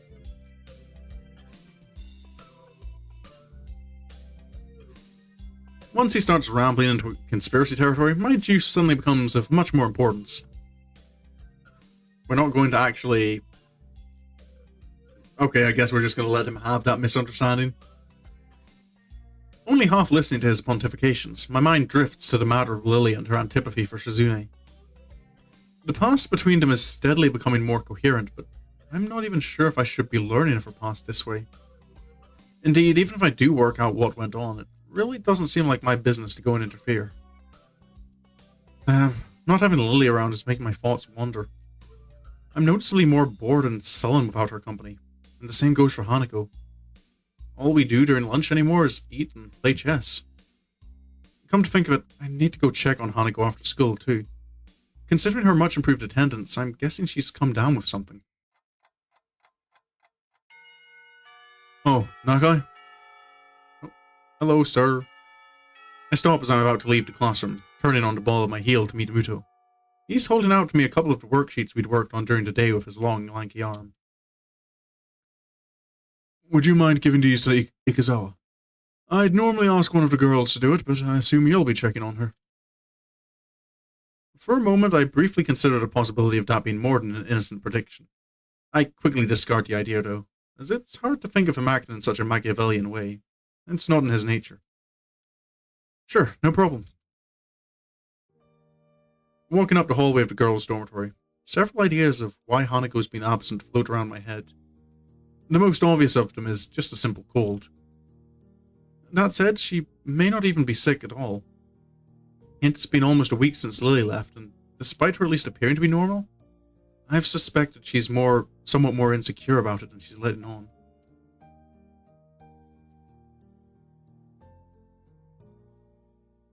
Eventually, I come to Hanako's dormitory room. Its simple brown door separating us.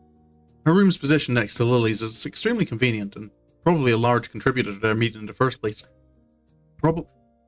What do you mean probably, Hisao? They told you, Lilly told you, straight up that's, how they first really got introduced to each other.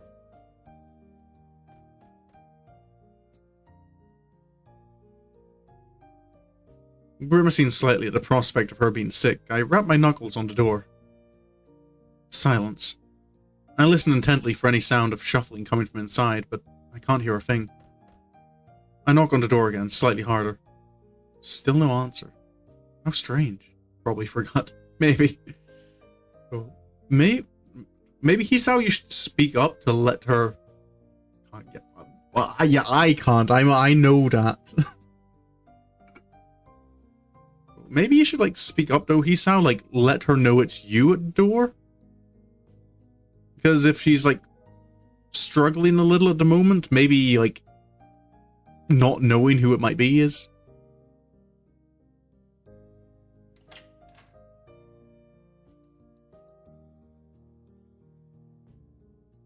A door opens behind me. A freckled and somewhat scrawny underclassman I don't recognize comes out and is briefly taken off guard by my presence. Hi. Okay. Gonna save, because another choice already. I feel like this one feels, obvious. Ask about Hanako. Why would you keep it to yourself?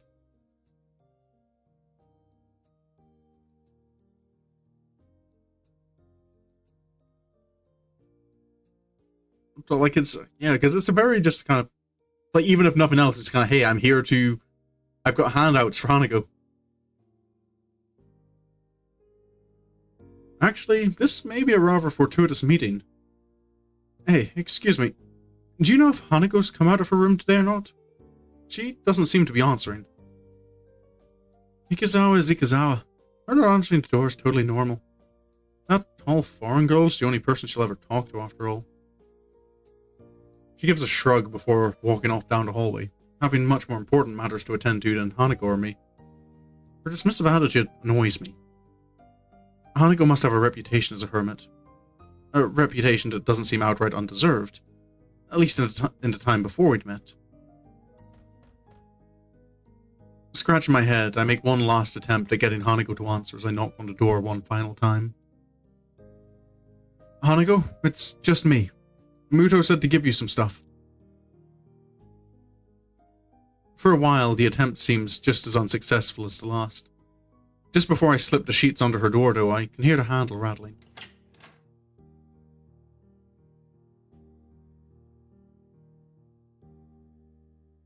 As the door opens halfway, I do my best to look Hanako over as quickly as possible. It's a task made somewhat more difficult by her oversized gown hiding so much of her body. She doesn't look sick, or at least not immediately so. To be honest, I'd have preferred that to her expression right now. Hi, Hanako. Muto wanted me to give these to you since you weren't in class today. I hold out the loose sheets, which she tentatively takes in her hands. The way she moves is weird, devoid of thought, as if she's some kind of mechanical automaton rather than a living being. Are you okay? If you're feeling sick or anything, I could get the nurse. It feels almost pitiful to put on such a routine get-well-soon act. I can't think of anything else I could possibly do for her, though. She seems to collect herself a little at the notion, but only a little.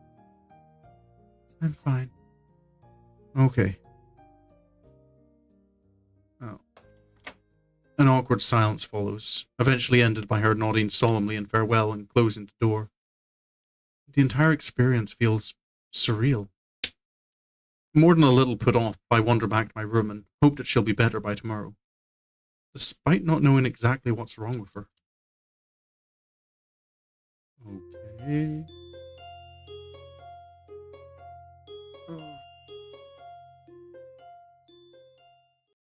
Clearly stressed out something, I think.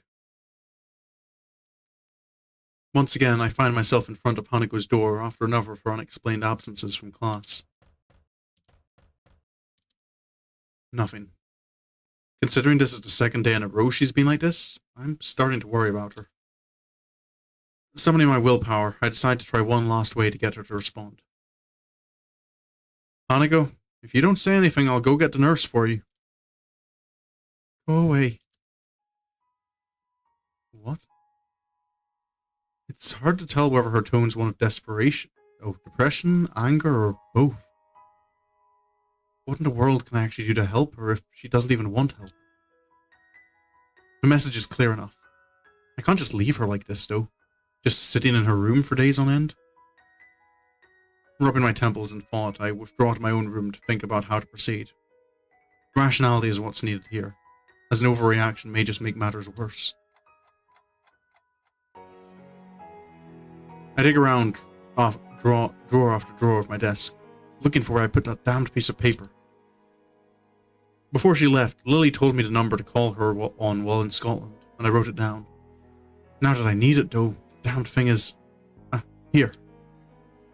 I probably should have just entered it directly into my cell phone, come to think of it. Without further ado, I entered the numbers and anxiously pressed the call button. The fact the phone rings at all shows that I got the prefix for call to Scotland right, at least. I've never made an international call before, so that's some comfort.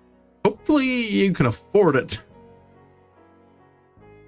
Eventually the phone picks up. A feminine voice I don't recognize on the other end. It's probably Lily's mother. Oh. That's one way to get across the English. English? Suddenly finding myself unprepared, I realize I can't understand a word she says, either due to my limited vocabulary or her heavy accent. I should have anticipated this since, according to Lily, her mother is a native Scot. I soldier on in the hope that she must know some Japanese, considering it's her daughter's native language. Well, Lily did say that her parents mostly spoke in Japanese when they, around the house, right? It's Hisao Nakai speaking. An enthusiastic sound of realization can be heard as she recognized the language. My feeling of relief is immense. Ah, you must be one of Lily's friends from school, correct? Even so, her accent means I have to concentrate to work out what she's saying. Yes, that's right. Pleased to speak to you, Mrs. Sato. That's so nice of her to find someone so polite. Lily dear, it's for you. Her mother seems nice, if a little over-enthusiastic given the mundane situation. There's a small silence as Lily takes her time getting to the phone. In the distance, I can just make out her mother scolding her playfully for just getting up. Hello? Lily speaking. You sound awful. She makes a sound somewhere between a dying animal and a yawn. Oh yeah, time zones. Oh. The one thing I did remember to check before calling was the time zone. It'd be pretty late in the morning over there, so she really has no excuse. Not feeling well? Just tired. What time is it there? Late afternoon. School finished for the day not long ago. You're really not a morning person, are you? I don't need you making fun of it as well. It takes me a measure of restraint not to laugh at her pained groan. Poor girl. How are you doing over there then, bar the mornings? It's been enjoyable. After not meeting them for so long, just having a meal together with my parents is nice. Though the pool and the sheer size of the house might have something to do with that as well. Even if they're not in Japan, from the way it sounds, her family must be pretty wealthy to live so luxuriously. I'd say so, especially because I believe, if you had a private pool in Scotland, the weather there isn't, too forgiving.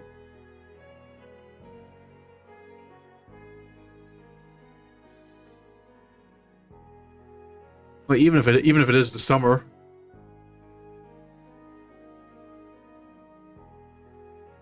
Are things alright with you and Hanako? Damn. I was hoping that wouldn't be brought up quite so quickly. I take a moment to try and sort out exactly how to describe the situation without causing her undue worry, but she picks up on that without a word being said. Hanako's not well, is she? How did you know? Because today is her birthday. I'd hoped she might have gotten at least a little better after coming to know you, but how is she right now? She missed school yesterday and seemed out of sorts when I checked up on her. Today she missed school again and just told me to go away. I've really got no idea what to make of it. Has this happened in the past? Is it related to her scarring in some way? Unfortunately so. Roughly the same thing happened last year when her birthday came up. As far as I can tell, it's because her parents died in the accident that caused her scarring. And Hanako blames herself for their deaths. Oh. And what she says does seem to make sense. If she's blaming herself on her birthday, she may well be ruined that she was ever born. The fact that Lily seems so in the dark about it, though, almost to the extent that I am, is a surprise. So that's why she lives in the student dormitories as well. Has she told you any more about the accident? As close as we've come, she's very barely told me anything about what happened. What I know about is largely conjecture. She sounds depressed, almost defeated. Considering the trauma Hanako must have gone through, I really can't fault Lily for not knowing. Nevertheless, she still seems to consider it a personal failing. Yeah. Don't blame yourself, Lily. With everything she's gone through. I know. Thank you, Hisao. I'm sorry I can't be of more help to you. It's fine. I'll just give it some more thought. Thanks, and have a good time in Scotland.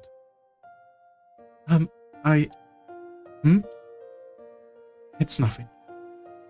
Thank you for taking care of Hanako. Okay. Bye. Goodbye. And with that, the line goes silent. Amid the seemingly only increased number of questions I can't answer, the most immediate is what Lily was going to say. Oh. Oh no. I'm an idiot. She must have thought I was calling to talk with her, but I only asked for help with Hanako. Even more shameful than that thought is the fact that such an appraisal would be largely correct. How are you doing her? to be fair, like I kind of can understand Hisao with that. Like when there's something big on my mind, like I can't just like think of things on I can't think of things on the side. Like that's I need to deal with the issue.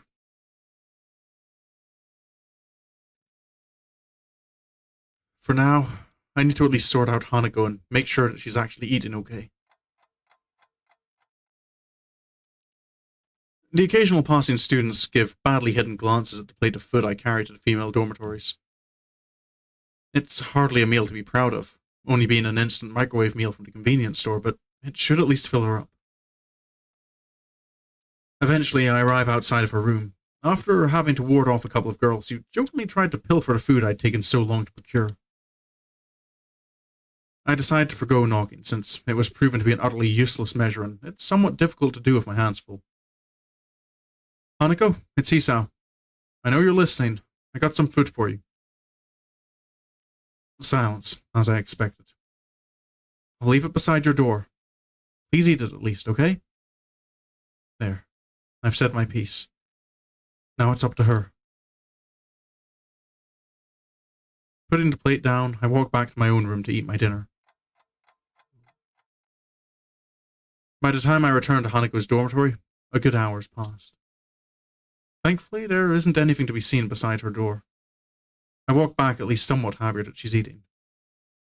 If she intends to get through this by herself, then being able to help, even if it's just in such a small way, is at least something.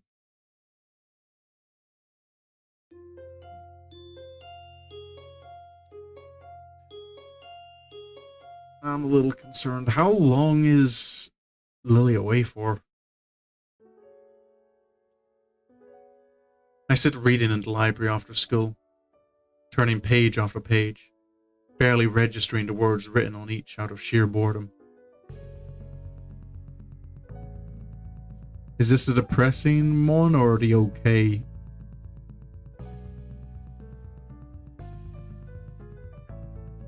Okay, I think this is the okay music. With my cheek resting in my hand, I can't help noticing the slightly rough feeling against my palm. It won't be long before I'll need to get a razor. Giving up on reading, I simply let my head drop onto the book in front of me. Things have quieted down considerably since Hanako began attending school again. When she first returned to class, nothing was said nor done that wasn't part of the usual routine, and it's been the same way since. Neither of us desired to bring up her accident, so there simply wasn't any point in pursuing it. Thus, a few days went by, the daily grind continuing just as it had before. It's only natural that my mind would wander to other places, and more importantly, other people.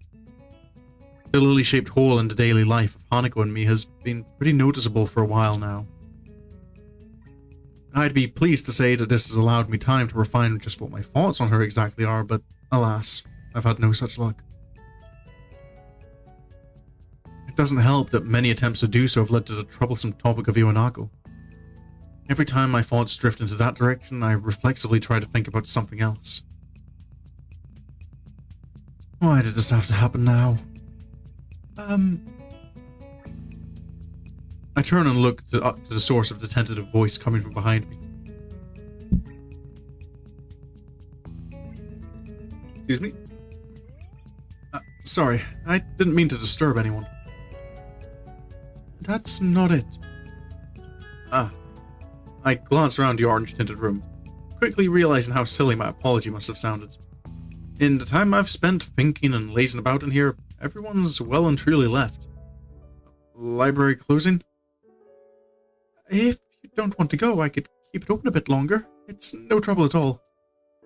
Don't worry, I should get going anyway. Thanks. As I get up and begin to move off, I feel Yuko's eyes drilling into my back. Is there something wrong? You look depressed. Are you okay? Yuko nervously twists her fingers as she says this, unsure whether she's overstepping her boundaries or not. I really can't tell if she's more worried about my mood or about bothering me. Normally I'd just shrug it off and assure her that I'm fine, but my reflective mood gets the better of me. Despite being staff, she really doesn't feel as much like an authority figure as the others. It's just I guess the best term for it would be relationship problems. Oh, I'm not too good with that kind of thing.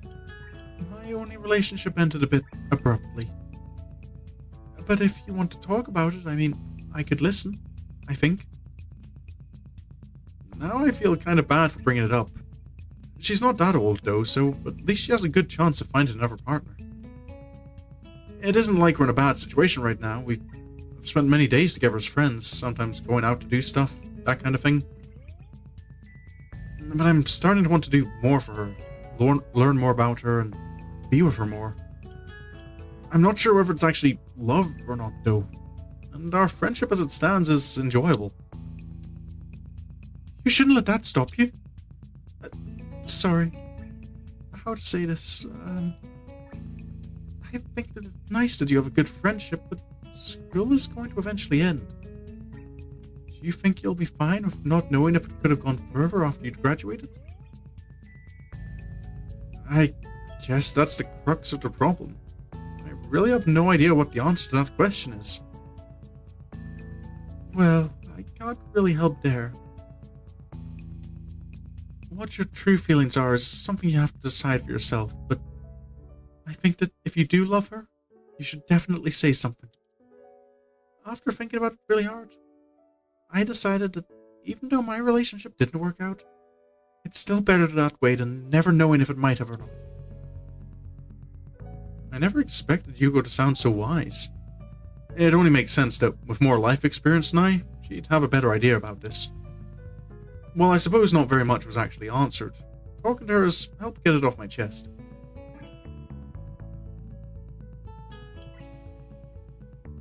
Excuse me? And I have no doubt that I should confess if I really do like Lilly. I give a slightly frustrated sigh. If only reading so much actually helped when it comes to situations like this. She gives a girlish giggle, which only reinforces my view of her as being different from the usual staff here. In the end, it all comes down to what will happen after school finishes once again. Considering what happened before I came to Yamaku, it feels like being asked to keep up with a field of runners despite having started from a dozen yards behind them. It's just one more motive to move on from the past. The last thing I need right now is to get too caught up in that and getting homesick while I'm at it. Once again, I find myself calling Lilly. My phone bill is going to be horrific considering this is international. Oh, yeah, they actually do bring it up. But it's worth it. I don't only want to smooth over her feelings from the last time I called, I genuinely want to talk to her again. When the phone finally picks up, I easily recognize the voice on the other end.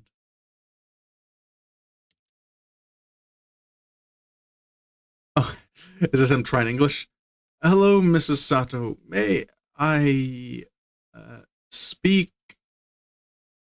Damn, I've forgotten how the rest is supposed to go. It's not encouraging to forget such a small amount of words, even if I didn't spend that long trying to memorize them. May... Oh, is this him back to...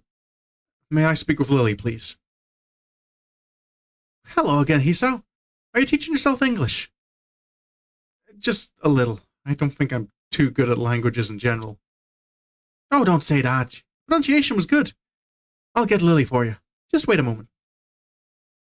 I just gave up, yeah. I obediently wait as she goes off in search of Lilly, the other end going silent. Eventually, a much more awake-sounding Lilly than last time answers. The time over there being past noon by now. Hisao? Are you there? Yeah, I'm here. Hi. Good afternoon. Sorry for taking so long. I was outside in the garden. Gardening? Unfortunately, I found I'm no good at it, so I just smell the flowers. I think my fingers appreciate it more. I take it Hanako's recovered a bit? Yeah, I just made sure she was eating and eventually she righted herself. Thanks for the help the other day. I don't think I was really that much help. The main thing is that she's better though. True. How's life over there then? Sounds like you've been living in nothing short of a mansion. I wouldn't call it a mansion. But it is rather large, is obviously what she wants to say, though modesty stops her. I'm a little envious, but it is her holiday. Is it? I don't know. Isn't she going over because, like, an aunt of hers died? Or was, like, really unwell? And, like, if you're bringing family over from the other side of the world, like, that feels like kind of might die kind of unwell. It's a nice house to stay in, though. There's a beach near here, too, which Akira's especially fond of. Swimming? I mean, swimming in the waters in Japan and swimming at... Like, if this is, like, moving into autumn, like, the seas around Scotland are going to be kind of chilly. She's a swimmer? She's constantly dragging me there to have swimming competitions, which she wins. Every time. Lilly doesn't strike me as very athletic at all, so not being adept at swimming seems logical enough. I suppose that's kind of fair, like... At least, like, I suppose, like, most, like, accessible sports that would be... Like, there'd be clubs for and all, I imagine, would be pretty difficult to be part of if you're blind.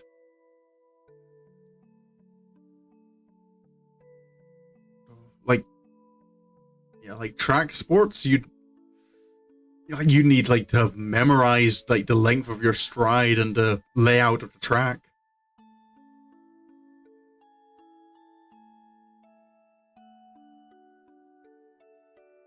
Yeah, I suppose that must be quite a difficult part of being blind, is, like, managing your fitness in a safe way.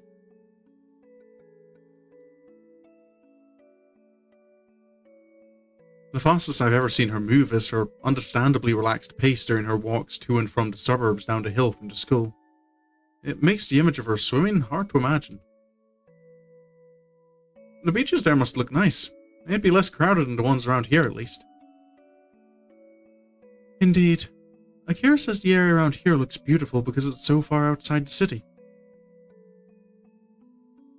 I only realized what I've said after I said it, but it doesn't bother her at all.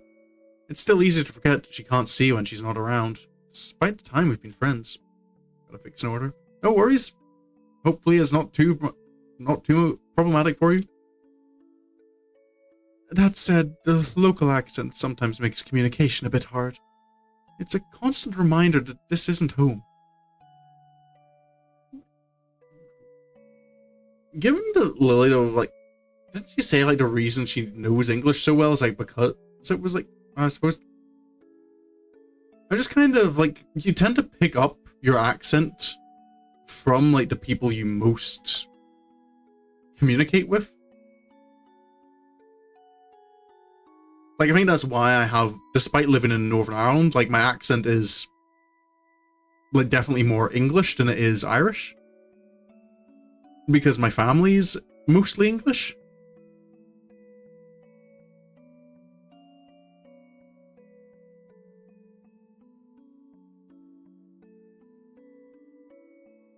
But yeah, it's kind of surprising then, like, that Lilly, like, doesn't have, like, a Scottish accent. Or, like, isn't able to understand it. Like, if it's... Yeah. It's just especially her mum having a strong accent.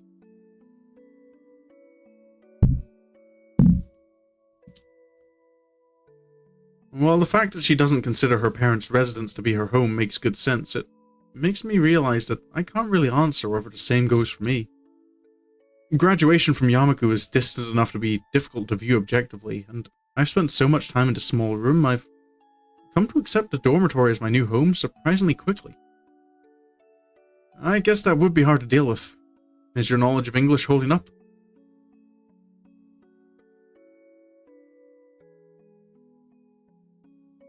Thankfully. I may be fluent, but being in a position where I have to use it often helps in curbing my Japanese accent, so it's been useful practice. I hear you're trying to teach yourself English. More like memorizing a few lines and failing at even that much. I'm really not cut out for learning another language. My admission of defeat draws an amused giggle.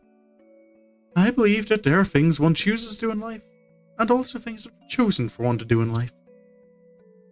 You can take comfort in the fact you're better than me in science and math, at least. All that's helped in is making me Muto's star student. I wouldn't worry about it. They're useful skills for many jobs, right? That's what he tells me. His face veritably lit up when I said I'd probably go into a career involving Ivor.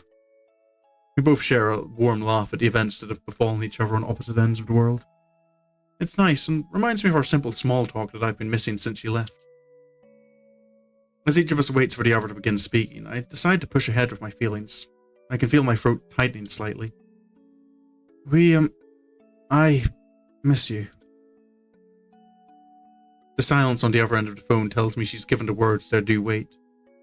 But as it goes on, I can't help feeling more and more apprehensive. Thankfully, the silence ends, almost as quickly as it had begun. I miss you too, Hisao. Goodbye. Oh, that's the end? Okay. Goodbye, Lilly. Once again, the phone is hung up, simply and without any further ado. That light, tentative, almost shy voice. Her warm and soft tone. I'd simply be lying to myself if I were to say that I don't recognize this feeling for what it is. With thoughts of Lilly dancing on my mind, I start anticipating her return. Today has been a most excellent day.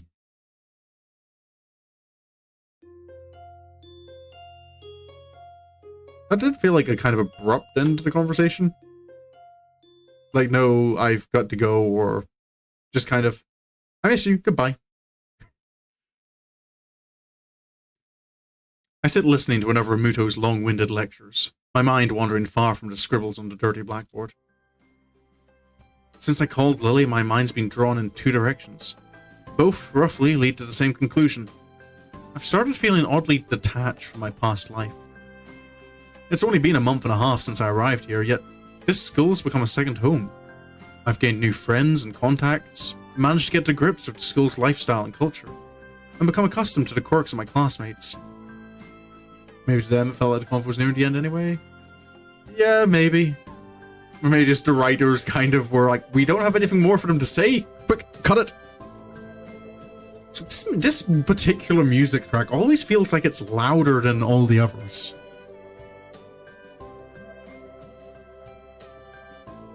To become used to a school where disabilities are the norm rather than the rare exceptions still catches me off guard sometimes when I think on it. The same school that's populated by burn victims, amputees, the blind, the deaf, and all manner of disabilities in between. If someone had described the school to me before I'd come, I'd have shrugged it off as an overactive imagination. Even when I first arrived, I felt like the Dutch coming to this strange new land for the first time. It's amazing how quickly one becomes used to the environment they're forced to live in, really. And now I've even found someone that's got me entirely smitten. What a strange life. Before my mind can wander any further though, I find a page of lined paper slipped under my distracted face. The garish, bright pink ink has no doubt been penned by Misha. Don't look so bored, Hichan. School's nearly over. 3-day holiday. Oh, right. We get Saturday and Monday off. Can't complain about having less school, I suppose. Smitten kitten. Oh, sorry, just bringing up kitten during Katawa Shoujo just reminds me of the thing that made me uncomfortable about what's her name? Like, always referring to Rin as kitten.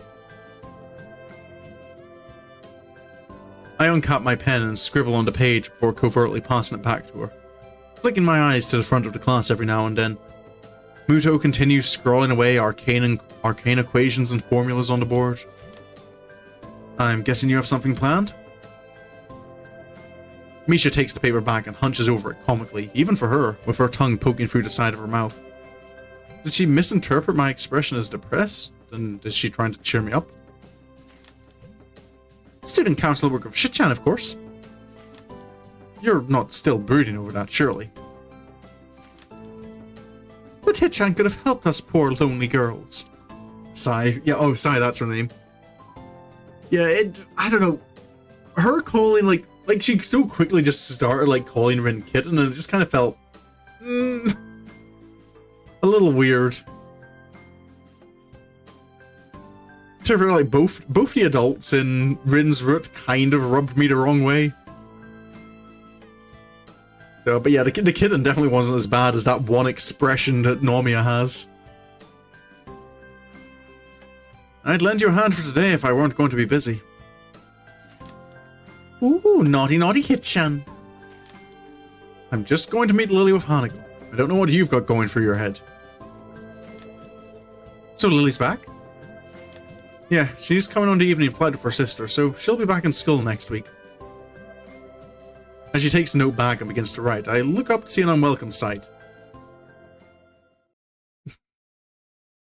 While I frantically try to silently catch Misha's attention, Muto confidently strides through the gap between the desks on the front of the class, his intent gaze focused directly on her. She suddenly stops writing as his tall figure casts an impossibly long shadow over the page. He silently takes the piece of paper from her and begins to read. Like, out loud? Or... Sweating bullets, I quickly glance around the class, noting their complete silence. Of course, it would just have to be the one thing that actually gets their attention during the lesson. After a scant few seconds examining the page, he rolls the paper up into a small tube and lightly bops Misha over the head with it. Half an hour until you can hop off to the student council. I think you can hold on until then. Misha's face cracks as the entire class erupts into laughter. He might well be awkward, but he knows how to handle her excellently. I'd probably feel sorry for her if I weren't as busy stifling my own laughter. Careful there, Hisao. I think he caught you as well. Oh, never mind. We get out of it, apparently. Oh. I suppose Muto maybe knows Misha well enough to know that this was probably her bothering Hisao more than the other way around. Hisao? Is that one it? No, I think that's some foreign airline. And so the third aircraft they're not on comes into land. You didn't check the flight number? You're just like randomly guessing? For the past half hour we've been whiling away the time with small snippets of pointless chatter. Lilly and Akira's flight has been delayed, and at this rate it'll probably be dark before their plane arrives. Is that one it? No, the company colors are wrong. Hanako's eyes flutter left and right, following the trickle of people in and out of the huge glass doors ahead of us. Fortunately, nobody pays her much heed, their attention apparently directed towards greater things. Maybe that one is it? No, I think that's... Oh, hold on a minute. I think that one might be it after all. It takes still some more time before the billboard changes their flight status to disembarking. A loud yawn sneaks up on me, not allowing enough time to stifle it. My sleep patterns have once again been all over the place, likely due to a mix of worrying about Hanako and the side effects of my medications. Hisao, over there. I look to Hanako, then follow her gaze to the airport door. Oh, Lilly, they're here! Really?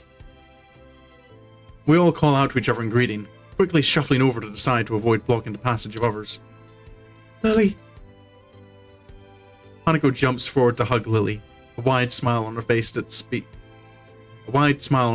all that's needed to see her happiness at Lily's return. Lilly simply smiles in return, her voice soft. It's wonderful to meet you again, Hanako.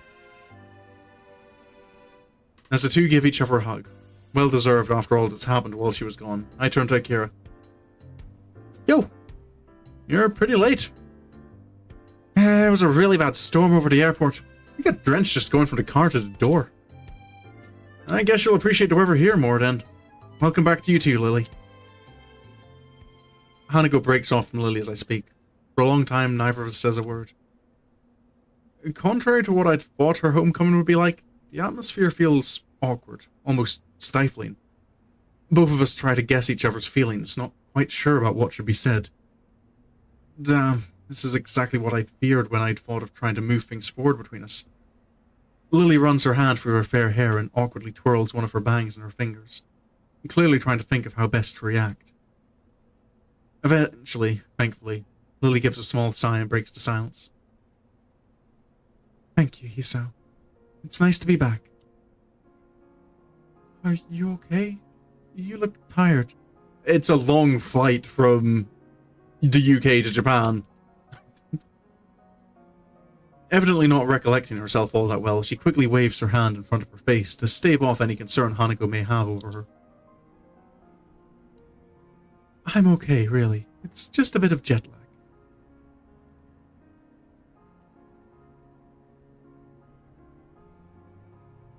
Weak. You don't have any? She simply gives a big grin, puffing out her modest chest. I feel absolutely fine. That's not fair. Ah, well. You shouldn't take too long to get rid of it. That's right. Hisao? Yeah? Don't we have a holiday from school soon? I'd have forgotten if Misha hadn't reminded me this morning. We've got a 3-day weekend starting from tomorrow. Akira playfully bumps her elbow lightly into Lily's side, grinning. Told you wouldn't miss it. Went to find a quick note on how Hisao responds to Iwanako's letter. Okay. Not spoilery, I'm assuming? You have something planned? If neither you nor Hanako are busy. In insert, he actually writes back to her, but doesn't get a reply. Okay, yeah. Yeah, I thought I remembered that. Or, like, if he didn't write back, I kind of knew he, like, was considering it.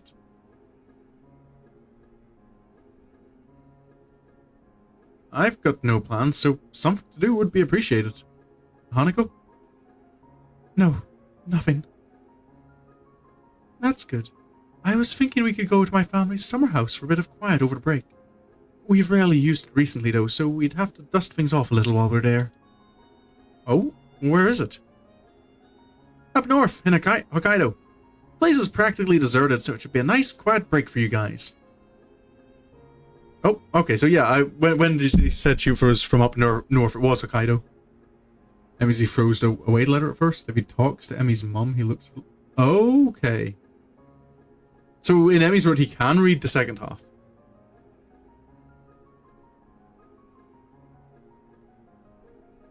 You're not coming?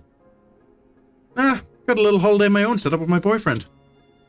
I lower my eyes at her, suspicious of her intentions. Sounds like we're just cleaning up the summer house for you. That's perhaps a valid conclusion. Both of us zero in on Akira, her face somewhat evasive. Looks like we were right.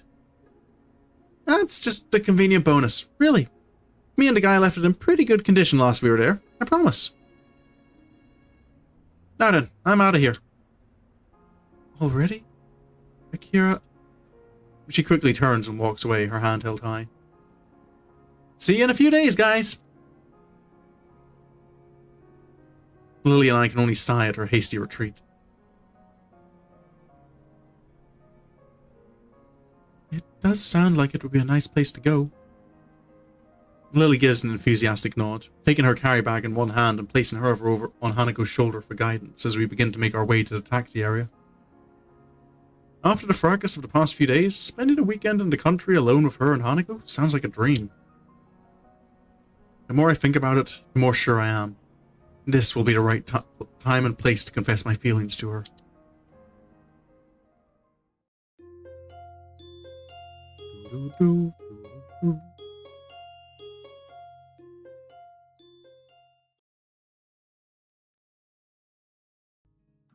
The morning chill wraps itself around my shivering body.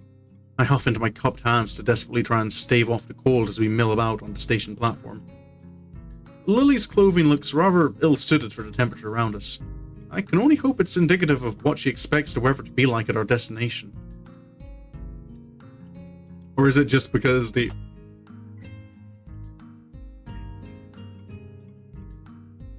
Is it just because the artist didn't want to draw her with more than one casual outfit?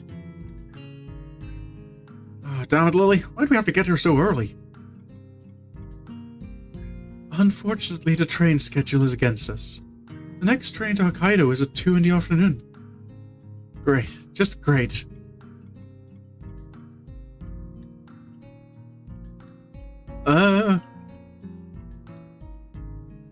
If we're here, like, real early...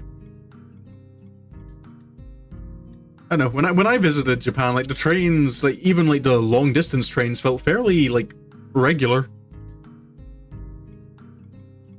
I pause a moment to wipe some sleep out of my eyes, and Lilly promptly takes advantage of the opening. Cheer up, Hisao. Once we get there, it'll be much warmer. Why not just take the bullet train? Normal train's gonna take hours to get us there, so we may as well take the Shinkansen line as far north as it goes and just switch at the end. There's a certain charm to older trains, wouldn't you agree? Okay, so they're taking like they're taking the back roads, so to say. Wait, that town is out of the movie. Yeah, possible. Shinkansen. Oh boy, now why?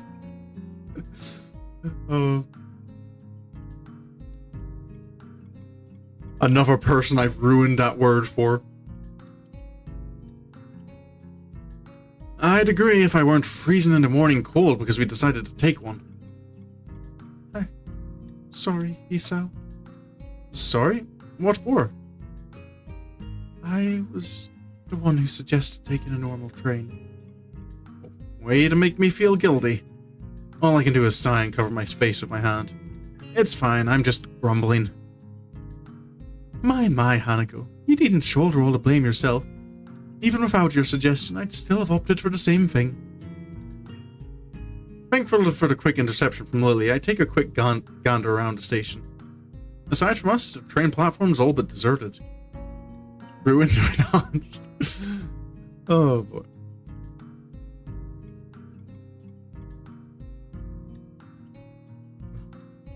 Just wonder if we ever like take a trip to Japan together and like hop on a Shinkansen, if you'll be chuckling at the station as you hear the announcements. I guess no one else was masochistic enough to brave the very early morning. Though if someone was, they'd more than noticed the huge bags both Lilly and Hanako brought with them. Just what did you have to pack into those things anyway? The bags?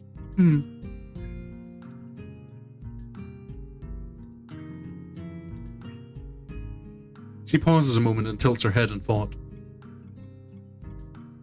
A change of clothing, raincoat, underwear, sleepwear, a number of books. I think that's most of it. You make it sound as if I'm unprepared. You brought less? Underwear and a pack of cards. That's it. And my pillows, but never mind that. No pajamas. Damn, I knew I forgot something.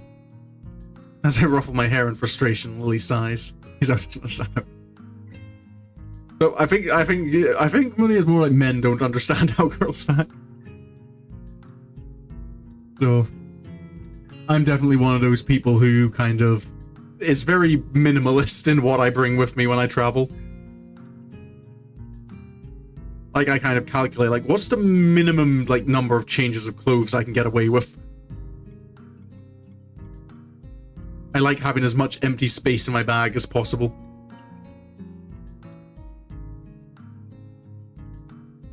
There should be clothes you could use there.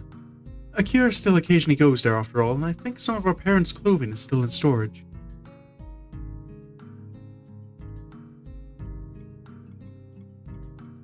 I don't think there'll be any problem with you borrowing a set of pajamas if need be. Thanks, still. I don't mind just sleeping in my normal clothing. 2 days? Good point. Not really, though. Not really. Though 2 days would be borderline, it's more that looking even a little like a slob would be unacceptable while in the presence of 2 girls. As we leisurely talk on the station platform, an announcement sounds from the loudspeakers, loudly heralding our ride's arrival. Looking past Lilly and Hanako, though, the train's still well out of sight. A quick check of my watch is enough to see that it's the one we'll be taking. The 5:30 train was ours. Oh, 5:30. That is early in the morning. Correct. Either of you want me to take your bags? Mine's not exactly heavy. My, that's very gentlemanly of you, Hisao. Don't accept too reluctantly now. As I bend down to pick up Lily's large bag, I look up to see Hanako picking up hers. You fine with that? A silent nod's the only answer. I'm starting to get the feeling that by the trip's end, I'll be able to count every sentence she said on one hand. With the morning landscape passing by the window and the occasional rattle of the train bumping the carriage around, I try to focus my attention on the aging playing cards held in my hands. I'll raise you 5. She scrunches her face up and leans over to Lilly conspiratorially, the two exchanging a few whispered words. Considering how often this has happened so far, I'm coming to doubt Hanako's grasp of how to play poker. It doesn't seem to disturb Lily's reading though, her hands flitting over each page with only occasional corrections to account for the train's bumping and rocking. My collection of chess pieces that we're using as chips is steadily growing anyway, so it doesn't really bother me. Looking around us, our carriage is almost as empty as the station platform we'd waited for the train on. Only a handful of people can be seen, looking most like tourists and couples on holiday. While the two continue their less than clandestine strategizing, a small boy looks over the seat and stares at me. Hoping he doesn't begin to stare at Hanako, I simply give him a wave and smile. Thankfully, he retreats back to his seat after finding me far too boring to waste his attention on. I'll see you and raise you another 5. Nah, you got me. I fold. I've been bluffing, and she's caught me. Hanging my head, I push over a large portion of my winnings. Hanako looks absolutely delighted, and even if Lily keeps her attention focused on her reading material, I can see the smirk on her face. They're both extremely pleased. For a moment, I try to work out what Lily's reading, but the cover is too faded to read beyond the fact that Roman letters are on it. A pity I can't read the braille above the printed title. What are you reading, Lily? The title looks like it's in English. That's right. It's And Then There Were None. An old British story. I could read it to you if you'd like. She extends the offer with a grin, obviously in jest. I think I'll pass, thanks. After a seemingly endless trip, we finally reached the promised land of the Sato summer house. Even after the train trip, the walk up seemed to take forever. Despite my grumblings though, I'd have never guessed the sight that would be in store for us once we travelled that long, deserted road. It looks more like a farmhouse than the everyday house I'd imagined. Small in size and surrounded by trees and bushes. An empty expanse of wheat fields and farming land can be seen as we walk up, the fencing only consisting of rickety old wooden planks. It really drives home how far we are from the major cities, and is a sight that feels antithetical to the environment I grew up in. The only thing that doesn't surprise me is its western styling. Wow, it's amazing out here. It's wonderful. That's nice to hear. While Akira may have said that she's kept the house in reasonable condition, I was worried that we might have different standards of reasonable. It's pretty relieved that Lily knows how to tease it. Yeah, Lily... I mean, maybe I just haven't seen it, but Lily so far does seem like the most well-balanced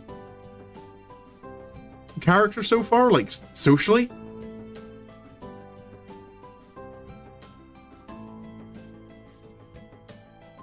She's gentle, but she's not above throwing little snarky jabs at people on occasion.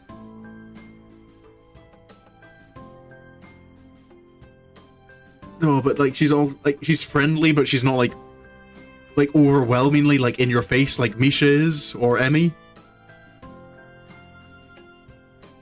Lily does in general seem just very well-rounded.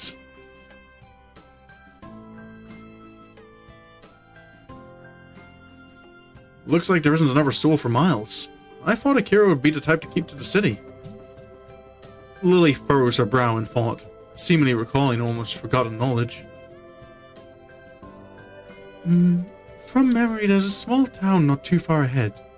Other than that, though, this is largely just old farmland. Akira and I stayed in our parents' house, which was in the nearest city for a while. But after they left, we decided to move into a smaller, more easily maintainable house. Find a place like this in Japan nowadays? It's kind of anachronistic.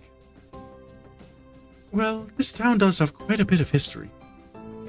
I look down the street one last time before getting back to the task at hand. Shall we go in then? I'm parched. It was a long walk to get here. Lily gives an enthusiastic nod, the three of us lugging our bags into the house.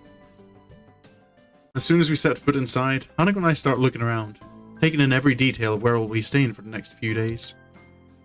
All the artifacts of another's life stopped mid-motion around the house, such as the television guide lying beside the counter it was on, and pans in the adjoining kitchen still sitting on the stove. Yep, there's Akira's definition of reasonable being different. It's a strange feeling, really, as if we were stepping into Akira's life for a brief moment, before leaving in a couple of days just as we'd come. Of course, the more mundane reality is that she just hadn't cleaned up after herself that well. Where should we put our bags? I'll show Hanako our bedroom. You can put yours here if you like. You mean I don't have the same bedroom as you two? Hanako flowers into a full blush as Lily takes her cheek in her hand. Oh my, how bold. You two. Hold on. If I'm to leave my bags here, where will I... Oh, are you... Is Hisao being kicked onto the couch? Well, seeing as we lack a guest bedroom. And a convertible futon, huh? Sorry, Hisao.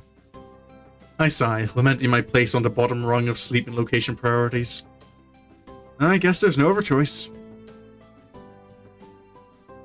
Lily leaves to show Hanako to their bedroom, so I take a small tour of my surroundings after I drop my bag on the floor. The kitchen, just like the living room, is fairly modest. The rustic nature of the wooden furnishings drives home just how far we are from civilization. Returning to the living room, I decide to try out the television until they get back. With a touch of the remote, it immediately flickers to life, apparently set to a news channel. Almost flopping down from exhaustion rather than sitting, I lay back and watch. And watch. And watch. Oh, sleepy.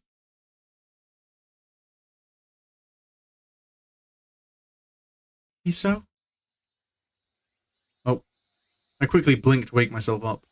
Lily and Hanako having returned, minus their bags. From the Hokkaido night sky visible outside the windows, it looks like I drifted off to sleep. Looking to the wall-mounted clock, it's already 10. You found a television, then? Yeah, it really does feel nice and homey here. I'm glad you like it. You were already out like a light when we came back after unpacking our things, so we didn't have the heart to wake you sooner.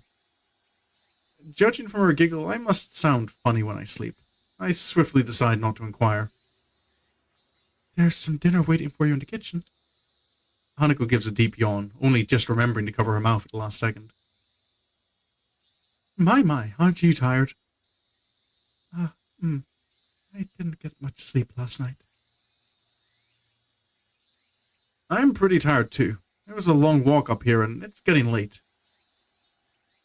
If that's the case, I suppose we should retire for the night. Good night, Hisao. Good night. Night. With that, they quietly turn and walk back to their bedroom. Rubbing my eyes, I sigh. I wonder if I'll be able to get back to sleep after being woken up. I suppose I'll eat something and watch some more TV quietly before going to bed.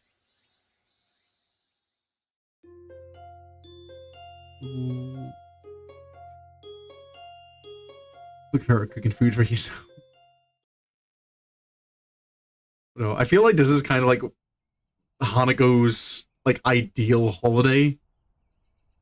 Like it's just going away and like the only two people I enjoy being around, kind of. Like no strangers around, just quiet holiday out in a little country house. Holiday with mom and dad. Oh. Yeah. I think I'm going to finish here. I could go on for longer, like I have the time, but I also kind of... I want to kind of do like this holiday in like one chunk, I feel. So we've kind of arrived, we've had our first sleep. And I kind of just want to save. I kind of feel I want to like go through this all in just like one go. So yeah. Make sure I put a save down there. Prelude. Oh. Prelude to what? Quite a bit happens during this holiday? Oh, okay. Oh. There's our new picture.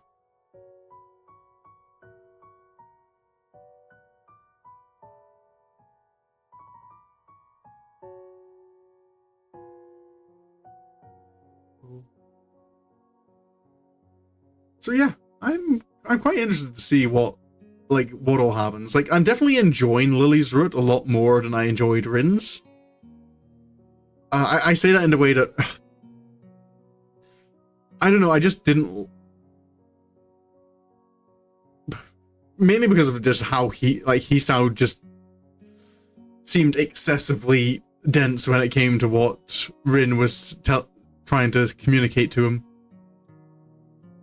Which is a shame, because I still feel like Rin is still kind of my favorite character.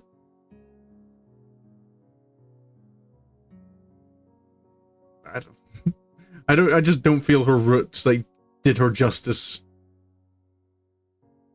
Yeah. Yeah, Lilly's is the most enjoyable route so far, definitely. I just I love Rin's character. It's just kind of how everyone else interacts with her, and the path that her route is set on just it just didn't, I got to the end and I didn't really feel all that happy with the path it took to get there. Or I still think it was Hisao seeing her collapse, clearly that stressed and overstimulated. And then when he's outside of her being the one kind of, oh, you shouldn't run away. Look, all these people, they want you to go talk to her. They want to talk to you about your art. And yeah, Rinsert still felt kind of lonely at the end. Yeah. Yeah, and the Hisao learning to understand Rin felt very forced and sudden.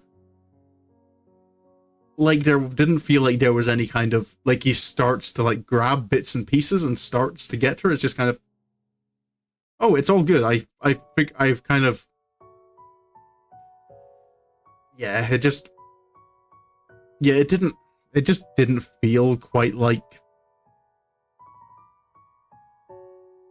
I just didn't like the route.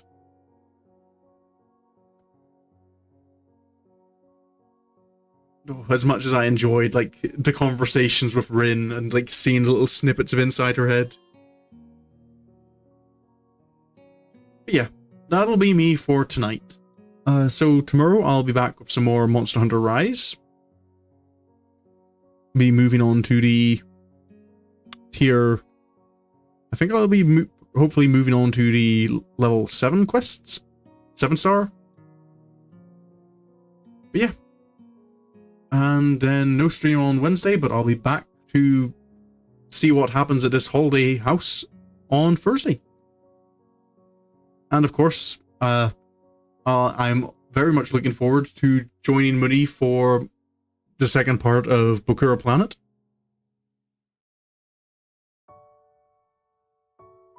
The impromptu cancellation of the Walk and Delight on Fridays, I feel, has worked out for the better. But yeah. So, I'll just say thank you for coming along and watching. I do hope you enjoyed. And until the next stream, I hope you have a good day, have a good evening, and goodbye.